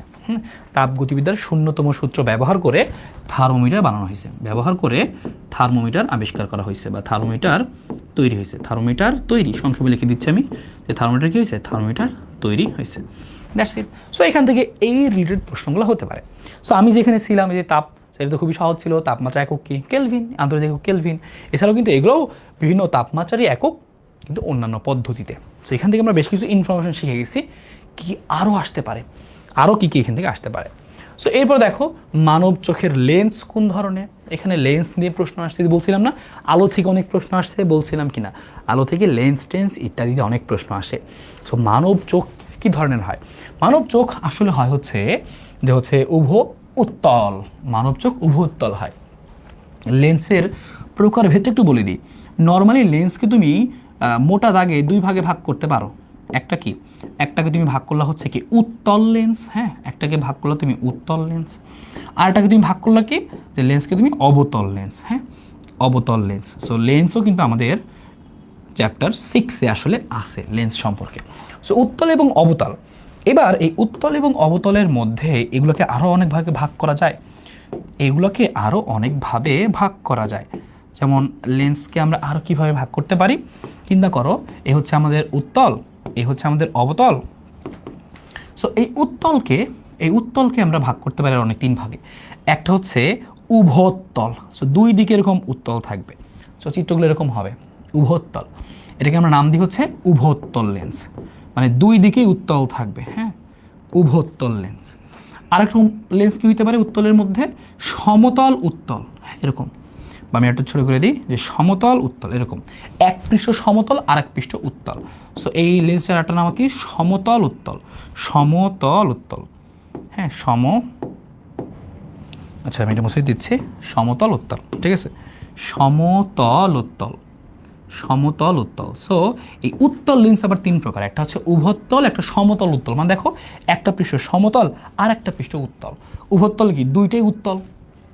আর আরেকটা হতে পারে, আরেকটা লেন্স হতে পারে আমাদের এরকম এখান থেকে, সেটা হচ্ছে যে অবতল উত্তল। সেটা কি হবে? অবতল উত্তল। তো সেটা আমরা এঁকে দিচ্ছি এখানে, সেটা কি হবে এরকম, আচ্ছা এই সেমভাবে একই সমস্যা নেই, সেটা হচ্ছে এরকম যে এরকম যে অবতল উত্তল, একটা পৃষ্ঠ অবতল, এই যে এই পৃষ্ঠটা অবতল আর একটা পৃষ্ঠ উত্তল, ঠিক এটাকে আমরা নাম দিই হচ্ছে অবতল উত্তল। সো এই তিন রকমের লেন্স সম্বন্ধে জেনে রাখলাম যে এরকম বিভিন্ন ধরনের লেন্স আসলে আছে। অবতল লেন্সগুলো আবার এরকম তিন প্রকারের হয়, সেটা কীরকম কীরকম হয় একটু জেনে রাখো। অবতলগুলো হয় হচ্ছে যে উভ বোতল, হ্যাঁ একটা হয় হচ্ছে এরকম যে উভ বোতল, উভ বোতল। উভ বোতল কোনটা কীরকম? এরকম থাকবে, এই যে এরকম এরকম থাকবে, এরকম থাকবে। সো মনে পড়ে এরকম জিনিসগুলো তোমরা অনেক সময় দেখছিলা, 90-এর মধ্যে পড়ছিলে কিন্তু এগুলো। সো উভয় বোতল লেন্স এরকম হয়। বা হতে পারে সমতল অবতল, সমতল অবতল, হ্যাঁ সমতল অবতল। তো সমতল অবতলগুলো কীরকম? এরকম হবে, যেরকম সমতল হবে আর এরকম অবতল হবে, সমতল অবতল হবে। আরেক রকমের হতে পারে কি, আরেক রকমের হতে পারে হচ্ছে আমাদের উত্তল অবতল, হ্যাঁ উত্তল অবতল, উত্তল অবতল, হ্যাঁ। তো যাই হোক, সো উত্তল অবতলটা কীরকম হবে? এরকম হবে, উত্তল অবতলটা এরকম হবে। সো আমি একটু নিচে জায়গা নিয়ে নিই, আমাদের উত্তল অবতলটা আমরা এখানে আঁকি আসো। সো এই আর হচ্ছে এই, সো এইরকম হবে আর এইরকম হবে, সো এরকম হবে। সো এরকম বিভিন্ন ধরনের লেন্স হয়। সো বিভিন্ন ধরনের লেন্সগুলো কোনটা কীরকম সেটা জানতে হবে। সো লেন্স থেকে তুমি আরও জিনিস জেনে রাখো, লেন্স থেকে আরও কী প্রশ্ন আসতে পারে আরও শিখাই দিচ্ছি তোমাকে আমি। লেন্স থেকে পরীক্ষায় লেন্সের ক্ষমতা বের করতে ক্ষমতা সম্পর্কে আসে, হ্যাঁ লেন্সের ক্ষমতা, লেন্সের ক্ষমতা। সো লেন্সের ক্ষমতা, সো লেন্সের ক্ষমতা আমরা কীভাবে লিখি? লেন্সের ক্ষমতা লিখি আমরা পি দিয়ে, পি ইকুয়াল টু হচ্ছে 1/f। তোমরা বিশেষ করে জানো যে আমরা যে লেন্স ব্যবহার করি চশমাতে বা বিভিন্ন জায়গায় বিভিন্ন কাজে বা হচ্ছে ক্যামেরাতে, তো সেই লেন্সগুলো কিন্তু আমাদের এই উত্তল বা অবতল অংশের মতো হয়। উত্তল লেন্সগুলো নর্মালি কী করে? আলোক রশ্মিগুলোকে একটা নির্দিষ্ট বিন্দুতে মিলিত করে দেয়। সো এই জন্য আমরা এই উত্তল লেন্সকে আরও নাম কিন্তু দেই, এটাকে আমরা বলি অভিসারী লেন্স। উত্তল লেন্স না বলে আমরা কি বলি? আমরা বলি অভিসারী লেন্স। বা অবতলকে বলি আমরা কি? অপসারী লেন্স। সো এটা খুব মনে রাখতে পারো, আমাদের অভিসারী লেন্সও বলে। সো অনেক ইনফরমেশন তো কিন্তু আসলে জানার আছে, আমরা চ্যাপ্টার ভিত্তিক ক্লাসগুলোতে আরও ডিটেলস কিন্তু যাব। সো অবতল লেন্সকে আমরা কি বলি? অপসারী লেন্স বলি, কারণ ওরা আলোক রশ্মিগুলোকে যে একটা নির্দিষ্ট বিন্দু থেকে অপসৃত করতেছে বলে মনে হয় এদের ক্ষেত্রে। সো এরকম এই কথাগুলো মনে রাখবো। আর লেন্সের ক্ষমতা হচ্ছে লিখি আমরা P equal two 1/f। So আমাদের এই এফ মানেটা কি? এই এফ মানে হচ্ছে, আমাদের এফ মানেটা হচ্ছে কি, যে আমাদের এই এফ মানে হচ্ছে ফোকাস দূরত্ব। সো লেন্সের ফোকাস দূরত্ব তোমাকে যদি বলে দেয়, তাহলে তুমি কি করতে পারবা? এখান থেকে লেন্সের ক্ষমতাটা বের করতে পারবা। আমরা যখন বিভিন্ন সময় হচ্ছে ডাক্তারের কাছে যাই, আমাদের যে বলে যে হ্যাঁ তোমার চোখের পাওয়ার এত, হ্যাঁ তোমার চোখের পাওয়ার বলতে কি, বা হচ্ছে তোমার চশমার যে পাওয়ার সেটা এত, তো সেটা কিন্তু এই লেন্স যখন তোমাকে চশমাটা বানায় দেয় অত পাওয়ারের, সেটা কিন্তু লেন্স কিন্তু কেটে যে বানায় দেয়, তখন কিন্তু এই জিনিসগুলো কাজে লাগে। হ্যাঁ ফোকাস দূরত্ব হিসাব করে কিন্তু এটা করতে হয়। সো এটা মনে রাখতে পারো। আরেকটা কথা মনে রাখতে পারো যে এই লেন্সের ক্ষমতার এককটা কি, হ্যাঁ ক্ষমতার একক, এই কথা মনে রাখতে পারো। এককটা হচ্ছে ডায়াপ্টার।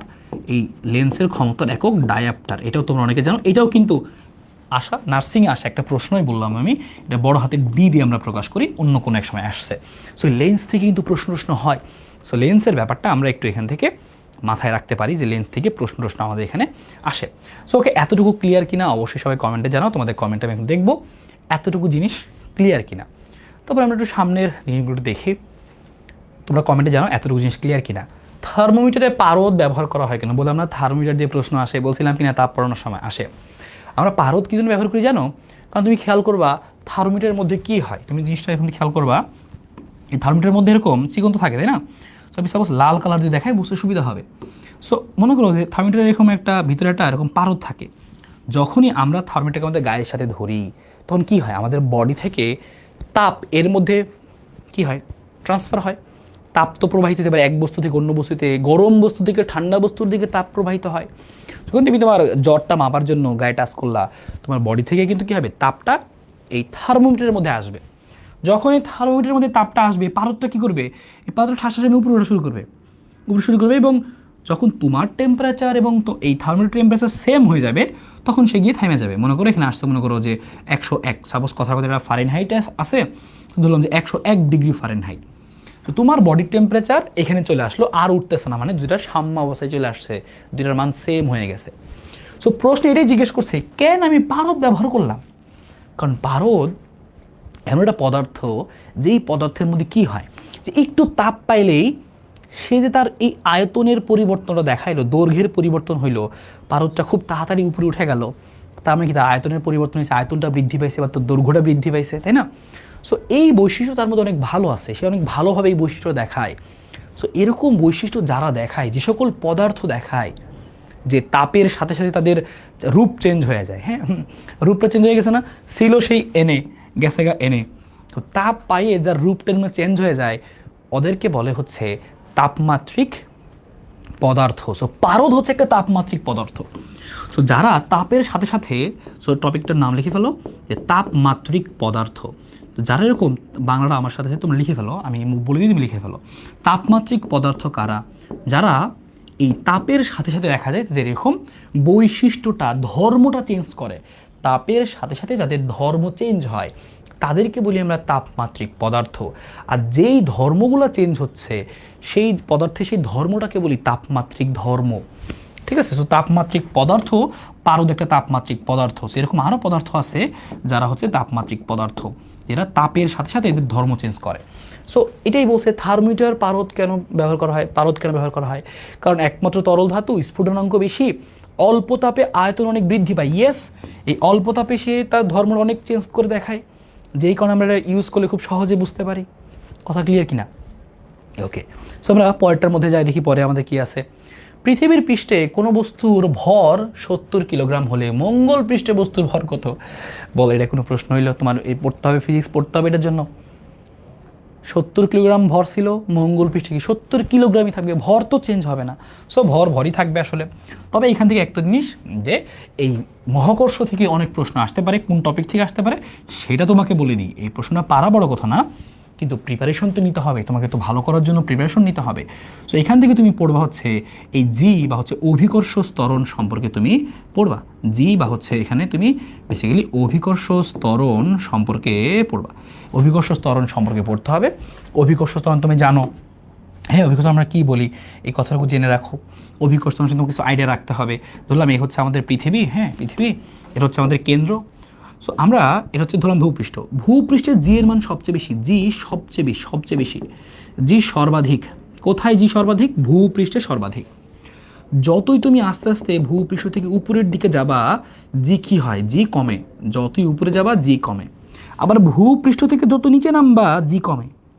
তার মানে কি বুঝলা? উপরে উঠলেও জি কমে, নিচে গেলেও, উপরে গেলেও জি কমে, নিচে নামলেও জি কমে। ভূপৃষ্ঠ থেকে নিচে নামলে জি কমে, ভূপৃষ্ঠ থেকে উপরে গেলে জি কমে। সর্বাধিক কোথায়? ভূপৃষ্ঠে সর্বাধিক। আবার ভূপৃষ্ঠের সব স্থানে জি এর মান সেম না, এটাও তোমাকে মনে রাখতে হবে। ভূপৃষ্ঠে এই জি এর মান ভূপৃষ্ঠে সবখানে, ভূপৃষ্ঠের সব জায়গায়, লিখে দিচ্ছি আমি এভাবেই, ভূপৃষ্ঠের সব জায়গায় এক না, একই না, একই নয়। হ্যাঁ, ভূপৃষ্ঠের সব জায়গায় একই নয়, এক এক জায়গায়, মানে ভূপৃষ্ঠের সর্বোচ্চ 9.8-এর কাছাকাছি, ঠিক আছে, কিন্তু এক এক এলাকায় এক এক রকম, ঢাকায় একরকম, বা দেখা যাবে অন্য এলাকায় আরেক রকম। সো এক এক এলাকায় জির মানটা এক রকম হচ্ছে, সেটা এলাকা ভিত্তিক বা স্থান ভিত্তিক আলাদা আলাদা হচ্ছে। সো এখানে তাহলে আমরা একটু মনে রাখতে পারি যে এক এক এলাকায় যদি এক এক রকম হচ্ছে, সো এক এলাকায় এরকম হচ্ছে, তো কোথায় সবচেয়ে বেশি সেটা মনে রাখবা, যে কোথায় জি এর মানটা সবচেয়ে বেশি। সো মেরুতে জি এর মানটা সবচেয়ে বেশি। হ্যাঁ, মেরুতে, মেরু অঞ্চল যেটা আর কি, মেরু অঞ্চলে জি এর মান সবচেয়ে বেশি, জি সবচেয়ে বেশি, সর্বাধিক, জি সবচেয়ে বেশি। সো মেরুতে জি সবচেয়ে বেশি, হ্যাঁ সবচেয়ে বেশি। আবার একটা কথা মনে রাখবা, যে কোথায় সবচেয়ে কম তাহলে? হ্যাঁ, বিষুবীয় অঞ্চলে সবচেয়ে কম। বিষুবীয় অঞ্চলে জি সবচেয়ে কম, জি সবচেয়ে কম, জি সবচেয়ে কম। সো মেরুতে জি সবচেয়ে বেশি আর বিষুবীয় অঞ্চলে জি সবচেয়ে কম। আরেকটা কথা মনে রাখতে পারো যে মেরু এটাকে বোঝানোর জন্য আমরা এই জিনিসটা ইউজ করি, আমরা আরেকটা কোড ইউজ করি, মনে করো তোমাকে কোড হিসেবে দেখায়, হ্যাঁ, যে lambda equal to 90 degree, lambda equal to 0 degree. এটা আবার কী হলো ভাই?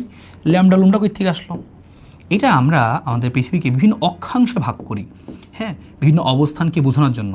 সো মেরু অবস্থানকে বোঝানোর জন্য আমরা এই ল্যামডাটা অক্ষাংশের মানটা 90 ডিগ্রি এবং বিষুবীয়কে আমরা বুঝি হচ্ছে ল্যামডা ইকুয়াল টু 0 ডিগ্রি দ্বারা। তার মানে ল্যামডার মানটা বাইরে হচ্ছে অক্ষাংশ। এই ল্যামডা কিন্তু তরঙ্গ দৈর্ঘ্য পাইব না, আবার এই ল্যামডা কি অক্ষাংশ, হ্যাঁ, অক্ষাংশ, ল্যামডা অক্ষাংশ। সো অক্ষাংশ কি এখানে ল্যামডা, সো অক্ষাংশকে বোঝানো হয়েছে। সেরকম নানান প্রশ্ন আসতে পারে। এবং তুমি আরও একটা পয়েন্ট লিখে রাখতে পারো যে জি এর মানটা আদর্শ কোথায়, জি এর আদর্শ মান, জি এর আদর্শ মান, জি এর আদর্শ মান। সো জি এর আদর্শ মান কত? জি এর আদর্শ মান হচ্ছে 9.80665, এটা হচ্ছে জি এর আদর্শ মান, হ্যাঁ, জি এর আদর্শ মান কত? 9.80665 metre per second square. So এরকম। সো এই মহাকর্ষ থেকে বেশ কিছু প্রশ্ন আমাদের হতে পারে। সো মহাকর্ষ থেকে জি এর মানটা খুবই ইম্পর্টেন্ট, পরীক্ষায় আসার মতো খুব ইম্পর্টেন্ট। এতটুকু জিনিস বুঝতে পারছো কিনা কমেন্টে জানাও, যদি বুঝতে থাকো লেখো ক্লিয়ার, বুঝে থাকলে লেখো ক্লিয়ার। সো অভিকর্ষ স্তরণ থেকে আমাদের বেশ কিছু প্রশ্ন আসছে নার্সিংয়ে বিগত বছরগুলোতে। এই সালে এটা আসছে, কিন্তু অন্যান্য সালেও এগুলো দিয়ে আসছে আসলে। সো কিছু স্পেসিফিক টপিক তোমাকে খালি জানতে হবে, ভাইয়া তোমাদেরকে বলে দিবে ক্লাসগুলোতে, ভাইয়া তোমাদেরকে বলে দিবে যে ভাই তুই এইটা পড়, শেষ। ওগুলা একটু নাড়াচাড়া করে গেলে দেখবা ওগুলা থেকেই ঘুরে ফিরে আসতেছে। তুমি এইটা শেষ করার পরে যেই কথাগুলো বলছিলাম নেক্সট ইয়ারের প্রশ্নে তুমি দেখবা এরকমই আসছে, আমি একটু পরেই তোমাকে দেখাচ্ছি, ঠিক আছে? সো এই ছিল আমাদের এখানকার এই সালটা। সো 23-24 ক্লিয়ার কিনা কমেন্টে জানাও, দেখি তোমাদের কমেন্টগুলো ক্লিয়ার কিনা, হ্যাঁ, তোমরা কারা কারা আসো এবং ক্লিয়ার কিনা। ওকে, হ্যাঁ, ওকে ওকে ওকে ক্লিয়ার। আলভি বলছো ক্লিয়ার, সিরি আমাদের সাথে এখনও আসো ক্লিয়ার, মোমো ইসলাম ক্লিয়ার, দিয়া ক্লিয়ার, ওকে ভেরি গুড। তারপর হচ্ছে প্রিয়াঙ্কা, সুমো, ওকে ক্লিয়ার, চমৎকার। এই তো, সো এটা বুঝে গেছো আশা করি এই আমাদের এই সালে আসলে কী কী জিনিস আসছিল। Okay clear. সো দেখো পরবর্তী সালটা আমরা একটু দেখে ফেলি। পরবর্তী সাল আসলে দেখবা যে এই একই ধরনের প্রশ্নই কিন্তু আসছে, কাছাকাছি জিনিস তুমি খুঁজে পাবা, যে টপিক তুমি মিল পাবা। বৈদ্যুতিক সঞ্চালন লাইনের সিস্টেম লস কমানোর প্রযুক্তি কোনটি? আগে বুঝতে হবে সিস্টেম লস কি। যখন যে তুমি একটু খেয়াল করবা, তোমরা অনেক সময় কি করছো যে বিভিন্ন সময় দেখছো না যে বড় বড় টাওয়ার গেড়ে রাখছে, টাওয়ারে মোটা মোটা তার, আমরা কি বলি যে এটা হাই ভোল্টেজের তার বলি না অনেক সময়। ব্যাপারটা যে কী হয় যে অনেক দূর থেকে যখন কারেন্ট কী হয়, বিভিন্ন বিদ্যুৎ যেখানে উৎপন্ন হয়, বিদ্যুৎ উৎপন্ন যে কেন্দ্রগুলা, বিদ্যুৎ কেন্দ্রগুলা, সেখানে বিদ্যুৎ তৈরি হয়ে বিভিন্ন সাব স্টেশনে পাঠানো হয়। মানে এরকম মনে করে হচ্ছে বিদ্যুতের কি একটা হচ্ছে উৎপন্ন, এখানে বিদ্যুৎ উৎপন্ন, হ্যাঁ, বিদ্যুৎ কেন্দ্র আর কি, হ্যাঁ, বিদ্যুৎ কেন্দ্র, সেটা হচ্ছে মনে করো বিদ্যুৎ কেন্দ্র। সো এই বিদ্যুৎ কেন্দ্র থেকে কি করা হয় যে বিভিন্ন হাই ভোল্টেজের তার, মোটা করে রাখি একটু, হাই ভোল্টেজের তার, এই বিদ্যুৎ কেন্দ্র থেকে হাই ভোল্টেজের তার দিয়ে কি করা হয়, বিভিন্ন সাব স্টেশনে পাঠানো হয়।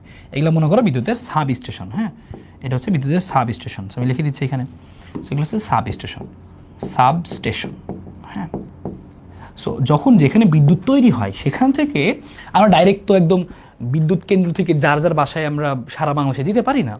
এই জন্য কী করা হয় যে বিদ্যুৎ সাপ্লাই করার জন্য বিভিন্ন স্টেশন থাকে বিভিন্ন এলাকায়, বিভিন্ন পল্লী বিদ্যুৎ থাকে না বিভিন্ন জায়গায়। সো উৎপন্ন কেন্দ্র থেকে আমরা সেটাকে বিভিন্ন মনে করো যে তৈরি হলো রংপুরে, সেটা পাঠাইতেছি আমরা ঢাকায় বা বিভিন্ন জায়গায় রাজশাহীতে, বিভিন্ন সাব স্টেশন আগে পাঠাই, বড় মোটা মোটা তার দিয়ে আমরা পাঠাই। সেইখান থেকে কী করা হয় আরও বিভিন্ন সাব স্টেশনে পাঠানো হয়। তারপর সেখান থেকে কী হয় যে বাসা বাড়িতে আমরা পাঠাই দিই, হ্যাঁ, বাসায় আমরা পাঠাই দিই, হ্যাঁ, এই যে বাসা বাড়ি। সো বাসা বাড়িগুলোতে আমরা এখন পাঠাই দিচ্ছি, এই যে বাসা বাড়িগুলোতে আমরা পাঠাই দিচ্ছি। সো এভাবে আসলে নর্মালি কাজ করে বিদ্যুৎ স্টেশনগুলো। সো এইখানে যে মোটা তারের মধ্য দিয়ে পাঠাইলো, এখন দেখা যায় বা যখন এটা নিয়ে আমরা প্র্যাকটিক্যালি কাজ করতে যাই, যে তৈরি করে সাব স্টেশনে পাঠাইতেছি, এই পাঠাইতে অনেক শক্তি লস হয়ে যায়। কারণ কেন লস হয়? কারণ এখানে তুমি কারেন্ট পাঠাচ্ছ, তুমি অবশ্যই সবাই এই সূত্র তো সবাই পড়ছো ইন্টারমিডিয়েটে, তাই না, যে উৎপন্ন তাপ উৎপন্ন তাপ H equal to I square R into T, তাই না? এটা পড়ছো না উৎপন্ন তাপ, যে কোনো লাইনের মধ্যে যদি কারেন্ট যায় সেখানে তাপ উৎপন্ন হয়। সো এই কারেন্ট যাওয়ার ফলে অনেক বেশি মানের কারেন্ট যদি যায় তাহলে উৎপন্ন তাপও বেশি হবে, তখন একটু লস হয়, শক্তি লস হয়। আমি তৈরি করলাম, তৈরি করে এখানে পাঠাইতে পাঠাইতে আমার মেলা লস হয়ে গেল, তাহলে তোমার জিনিসটা তো ভালো হলো না, তাই না? এটা কি বলা হয়? System loss. পাঠাইতে পাঠাইতে লস হয়ে গেছে। যদি সিস্টেম লসটা ভালো মতো বুঝতে চাও, একটা সহজ উদাহরণ চিন্তা করো। মনে করো একটা তুমি এক জায়গায় তোমার তেলের খনি আছে, এখান থেকে তোমার বাসায় তেল নিয়ে আসবা, এই পাইপের দিক দিয়ে ঢুকাই দিছো মনে করো তুমি 10 লিটার তেল, আর এদিকে যখন তুমি বাসায় কালেক্ট করতেছো দেখলে তোমার কাছে আসছে 9 লিটার তেল। হ্যাঁ, তুমি চিন্তা করলো কিরে তেল কম আসলো কেন? কারণ কি হইতে পারে, যে যে পাইপের মধ্যে দিয়ে পাঠাইছো, দীর্ঘ পাইপ, সেই পাইপের জায়গায় বিভিন্ন গায়ে বিভিন্ন জায়গায় একটু একটু লেগে থাকবে না? ওই লেগে থাকতে থাকতে দেখা গেছে 1 লিটার কমে গেছে। তো এটাই তোমার সিস্টেম লস, মানে আনতে আনতেই তোমার ফাঁক দিয়ে একটু কমে গেছে। সো এটা হচ্ছে সিস্টেম লস। সো এই সিস্টেম লসটা কেমনে কমাইতে পারি, এটা প্রশ্ন। হ্যাঁ, দেখছো, মানে আমাদের দৈনন্দিন জীবনে যে ফিজিক্সগুলো কাজে লাগে সেগুলো থেকে কিন্তু প্রশ্ন করা হচ্ছে যে তুমি আসলে ফিজিক্স সম্পর্কে, দৈনন্দিন জীবনের ফিজিক্স সম্পর্কে একটু অ্যাওয়ার কিনা, সচেতন কিনা, সেগুলো জানতে চাচ্ছে। সো এইখানে এই মোটামোটা তার ইউজ করি আমরা। হ্যাঁ, এবং তুমি খেয়াল করে থাকবা আমরা যে বলি অনেক সময় না জেনেই বলি যাই হাই ভোল্টেজের তার দূরে থাকতে হবে। আমরা বলি না হাই ভোল্টেজের তার, বাস্তবে সেইটি আসলেই সত্যি কথা, এটা আসলেই হাই ভোল্টেজের তার। এই কমানোর জন্য কি করা হয়, তুমি যদি এখানে তাপের মানটা, তাপ শক্তি হিসেবে লস হচ্ছে, এই তাপের মানটা কমাইতে চাও তাহলে বিদ্যুৎ কমাইতে হবে। সো কম বিদ্যুৎ, যদি তুমি এখানে কম মানের বিদ্যুৎ পাঠাইতে পারো, কম বিদ্যুৎ দিলে কি হবে, কম তাপ উৎপন্ন হবে। কম বিদ্যুৎ কম তাপ উৎপন্ন, আর তাপ উৎপন্ন বেশি হচ্ছে মানে তোমার লস বেশি হচ্ছে। তুমি চাচ্ছ যে ভাই আমার কম বিদ্যুৎ উৎপন্ন হোক বা কম বিদ্যুৎ যাক, কিন্তু কম বিদ্যুৎ তুমি তখনই পাঠাতে পারবা যদি কী করতে পারো, একটা হাই ভোল্টেজের কারেন্ট তুমি পাঠাতে পারো। সো নর্মালি কী করা হয়, এইখানে একটা ট্রান্সফরমার থাকে, এই ট্রান্সফরমার দিয়ে আমরা কী করতে পারি, যে বেশি মানের একটা বিভব সৃষ্টি করতে পারি, আমরা হাই ভোল্টেজ সৃষ্টি করতে পারি। যখন এই হাই ভোল্টেজ সৃষ্টি করি তখন দেখা যায় কি এই আইটা কমে যায়, আই নিম্ন মানের হয়। হ্যাঁ, আই নিম্ন মানে আসে, আই নিম্ন মানে আসে। হাই ভোল্টেজে তখন দেখা যায় আয়ের মানটা নিম্ন হয়। সো বেশি ভোল্টেজ দিলে আইটা তখন নিম্ন হয়ে যায়, তখন কি হয়, এর উৎপন্ন যে আমাদের যে শক্তিটা সেটা লস কম হয় আর কি। হ্যাঁ, আমাদের লসটা এখানে কম হয়। সো এখানে কম বিদ্যুৎ হলেই তোমার ভালো। সো এখানে আমার লসটা তখন কম হয় আর কি। সো এই জন্য কী করা হয়, হাই ভোল্টেজ দেওয়া হয়। তো দুইটা কাজ, আমি কী করতে পারি, হাই ভোল্টেজ দিতে পারি, বা অন্য কোনোভাবে যদি আমি কী করতে পারি, এখানে কারেন্টের মানটা আমরা নিম্ন করতে পারি আর কি। সে হচ্ছে ব্যাপারটা। সো অপশনে কি আছে দেখো, বলছে তারের রোধ বৃদ্ধি, নিম্ন বিভব, উচ্চ বিদ্যুৎ প্রবাহ নাকি উচ্চ বিভব। সো অবশ্যই আমরা উচ্চ বিভবে চলে যাব। উচ্চ বিভব দিয়ে এখানে কারেন্টের মানটা নিম্ন করা হয়, কারণ এখানে দুই পাশে কী করা হয়, দুই পাশে আসলে পাওয়ারটা সেম রাখা হয়, পি ইকুয়াল টু ভিআই। হ্যাঁ, so P equal to VI. তো পাওয়ার যদি সেম রাখতে চাও, সেম পাওয়ার রাখতে চাও, সেম পাওয়ার, দুই পাশে তুমি পাওয়ারটা সেম রাখতে চাচ্ছ, সো সেম পাওয়ারে রাখতে হলে, সেম পাওয়ারে রাখতে হলে ভি যদি বেশি করো, ভি বেশি করলে আই কমবে, তাই না? ভি বেশি করলে আই কমাতে হবে বা আই কমবে আর কি। সো ভি বেশি করলে আইটা কমে, তখন তুমি বেশি ভোল্টেজের কারেন্ট থেকে তুমি কম ভোল্টেজের কারেন্ট তৈরি হয়, বেশি ভোল্টেজে পরিণত করে আমরা এই স্টেশনে পাঠাই। এই স্টেশন আবার করে কি, ওই বেশি ভোল্টেজকে আবার কম ভোল্টেজ বানায় তোমার বাড়িতে মেরে দেয়। এই হচ্ছে ঘটনা। তার মানে এখানে বেশি ভোল্টেজ আসে, এখানে আসার পরে একটা যন্ত্র থাকে কম ভোল্টেজ বানায় দেয়, এই কম ভোল্টেজ আবার বাসা বাড়িতে আমরা দিয়ে দিই। এভাবে চলে প্রসেসটা। এখন প্রশ্ন এটাও আসতে পারে যে কারে দিয়ে আমরা এই কাজটা করলাম।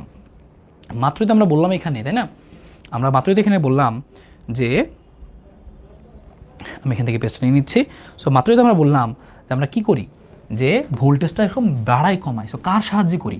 উত্তর হচ্ছে ট্রান্সফরমার। নাম তো শোনাই হোগা, তাই না? ট্রান্সফরমার। সো এই ট্রান্সফরমারের সাহায্যে আমরা কী করি, ট্রান্সফরমারের সাহায্যে আমরা কী করতে পারি, এই ভোল্টেজকে আমরা বাড়াইতে কমাইতে পারি। হ্যাঁ, এই ভোল্টেজ আমরা কী করতে পারি, আমরা ভোল্টেজ বৃদ্ধি করতে পারি, আমরা কমাইতে পারি। ভোল্টেজ আমরা বৃদ্ধি করি এই ট্রান্সফরমারের সাহায্য নিয়ে, এই ট্রান্সফরমারের সাহায্য নিয়ে আমরা কী করি, ভোল্টেজ আমরা হ্রাস করি। ওই যে বললাম আমরা যে আমাদের ভোল্টেজটা আমরা বাড়ায় পাঠাই, এক জায়গা থেকে আরেক জায়গায় পাঠাই, ওই সাবস্টেশন থেকে ভোল্টেজটা কমায় আবার বাসায় পাঠাই দিই। সো ভোল্টেজ আমরা বৃদ্ধি করি, ভোল্টেজ আমরা হ্রাস করি, ট্রান্সফরমার। তো ট্রান্সফরমারটা কাজে লাগে এখানে। হ্যাঁ, ট্রান্সফরমার, ঠিক আছে।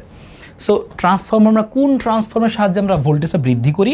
মনে করে দেখো, স্টেপ আপ আমরা বলতাম, মনে পড়ে এই যে বাচ্চাকালে আমরা পড়ছিলাম কিন্তু এই ধরনের জিনিসগুলো।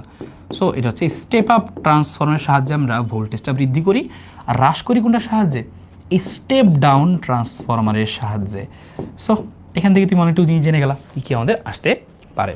ক্লিয়ার কিনা কমেন্টে জানাও যে এই হচ্ছে আমাদের ট্রান্সফর্মার বা কীভাবে সিস্টেম লসটা কমায়, আমরা বেশি ভোল্টেজের কারেন্ট কেন পাঠাই, যেন বেশি ভোল্টেজের কারেন্ট পাঠালে যেন এখানে কম মানের বিদ্যুৎ যায়, পাওয়ারটা সেম থাকবে দুই পাশেই, কম মানের বিদ্যুৎ যায়, পরে যেন আমরা সেটাকে আমরা কী করতে পারি, বেশি ভোল্টেজটাকে কম ভোল্টেজে পরিণত করে আবার বাসা বাড়িতে পাঠাতে পারি। সো এই জন্য আমরা বিভিন্ন যন্ত্রপাতি ইউজ করি, ট্রান্সফর্মার যন্ত্রটা ইউজ করি। দেখছো বিভিন্ন ধরনের যন্ত্র, আগের বার কোন যন্ত্র থেকে পড়াশোনা আসছিল? আগের বার ছিল জেনারেটর দিয়ে, এবারে এই বছর কি আসছে? ট্রান্সফর্মার দিয়ে। সো এই যন্ত্রপাতি দিয়ে একটা আসে। সো এটা তুমি আইডিয়া পেয়ে গেলা। কোন রঙের বিচ্যুতি বেশি? হা হা হা হা, এটা হা হা প্রশ্ন। কারণ কি, একটু আগে আমরা এটা নিয়ে ডিটেলস পড়াশোনা করছি, বলছিলাম না আলো থেকে প্রশ্ন আসে, এই যে আলো আলো, হ্যাঁ। সো এই হচ্ছে আমাদের আলোর প্রশ্ন। আলো চলে আসছে। সো আমরা কি জানতাম যে ল্যামডার সাথে বিচ্যুতি কি? ব্যস্তানুপাতিক। সো ল্যামডার সাথে আমরা এরকম বলতে পারি, আমরা এই দুইভাবে বলতে পারি। সো বিচ্যুতির সাথে একভাবে লিখি, সমস্যা নেই। সো বিচ্যুতির সাথে ল্যামডা হচ্ছে কি? ব্যস্তানুপাতিক। সো বিচ্যুতি যদি কি হয়, ল্যামডা যদি বেশি হয় বিচ্যুতি কম হবে। কিগুলো চাইছে কোনটা? কোন রঙের বিচ্যুতি সবচেয়ে বেশি? তাহলে ল্যামডা সবচেয়ে কম, ল্যামডা কম। সো ল্যামডা কম কার? ল্যামডা কম হলে বিচ্যুতি বেশি হবে, ল্যামডা কম হলে বিচ্যুতি বেশি। সো উত্তর দাও, সবাই উত্তর দাও। ল্যামডা কম হলে বিচ্যুতি বেশি। সো কি আছে এখানে? কোনটা? দেখো বেনিয়া সহকলা, বেগুনি আছে, যার হচ্ছে তরঙ্গদৈর্ঘ্য কি? কম। ওই যে বলছিলাম বেনিয়া সহকলা তরঙ্গদৈর্ঘ্য সবচেয়ে কম, বেগুনি। তো দেখছো এইখান থেকে প্রশ্ন আসছে, কোনটা সংরক্ষণশীল বল? সংরক্ষণ, এটা ইম্পর্টেন্ট, এটা খুবই দাগে রাখো, এই টাইপটাই ইম্পর্টেন্ট। এই সংরক্ষণশীল অসংরক্ষণশীল থেকে পরীক্ষায় প্রশ্ন আসে। সো এটা খুবই ইম্পর্টেন্ট, হ্যাঁ। সংরক্ষণশীল অসংরক্ষণশীল খুবই ইম্পর্টেন্ট টপিক।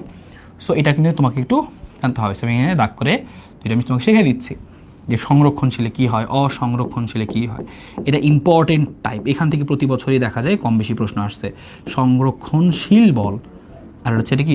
অসংরক্ষণশীল বল। সেটাকে বুঝাই দিচ্ছি তোমাকে, তাহলে তোমার উদাহরণ মনে রাখতে ইজি হবে। অসংরক্ষণশীল বল, হ্যাঁ। সো কোনটা সংরক্ষণশীল, কোনটা অসংরক্ষণশীল, সেটা আমরা একটু বুঝি আগে।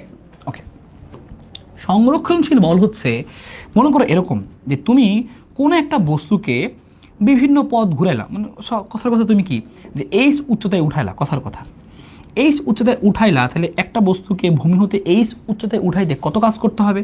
সবাই জানো, mg/h পরিমাণ কাজ করতে হবে। যদি বস্তুটাকে তুমি আবার কি করো, এই উচ্চতা থেকে আবার নামায় নিয়ে আসো, এখানে নামায় নিয়ে আসো, হ্যাঁ নামায় নিয়ে আসো, তাহলে এম ভরের বস্তুটাকে এখান থেকে আবার নামায় তুমি নিচে নিয়ে আসলাম, তাহলে এবার কী হবে? অভিকর্ষের উপরের দিকে হয়েছিল কাজ mg/h, তাহলে নিচের দিকে কী হবে? নেগেটিভ mg/h হবে, তাই না? তার মানে এখানে যখন বস্তুটাকে তুমি এইখান থেকে ঘুরিয়ে, এখান থেকে উঠে ঘুরিয়ে আবার এই পয়েন্টে নিয়ে আসলা, টোটাল কাজ কত? প্রথমে mg/h, পরে কি -mg/h, যোগ করলে কত আসবে? কত কাজ? 0। সো এই বস্তুটাকে এ পয়েন্ট থেকে বি পয়েন্টের মাধ্যমে যখন সিতে আনলা, সো এ থেকে সিতে আনলে মোট কাজ কত? মোট কাজ 0। সো এ থেকে ঘুরিয়ে, আমি লিখতেছি এই জায়গাটায়, এ থেকে ঘুরিয়ে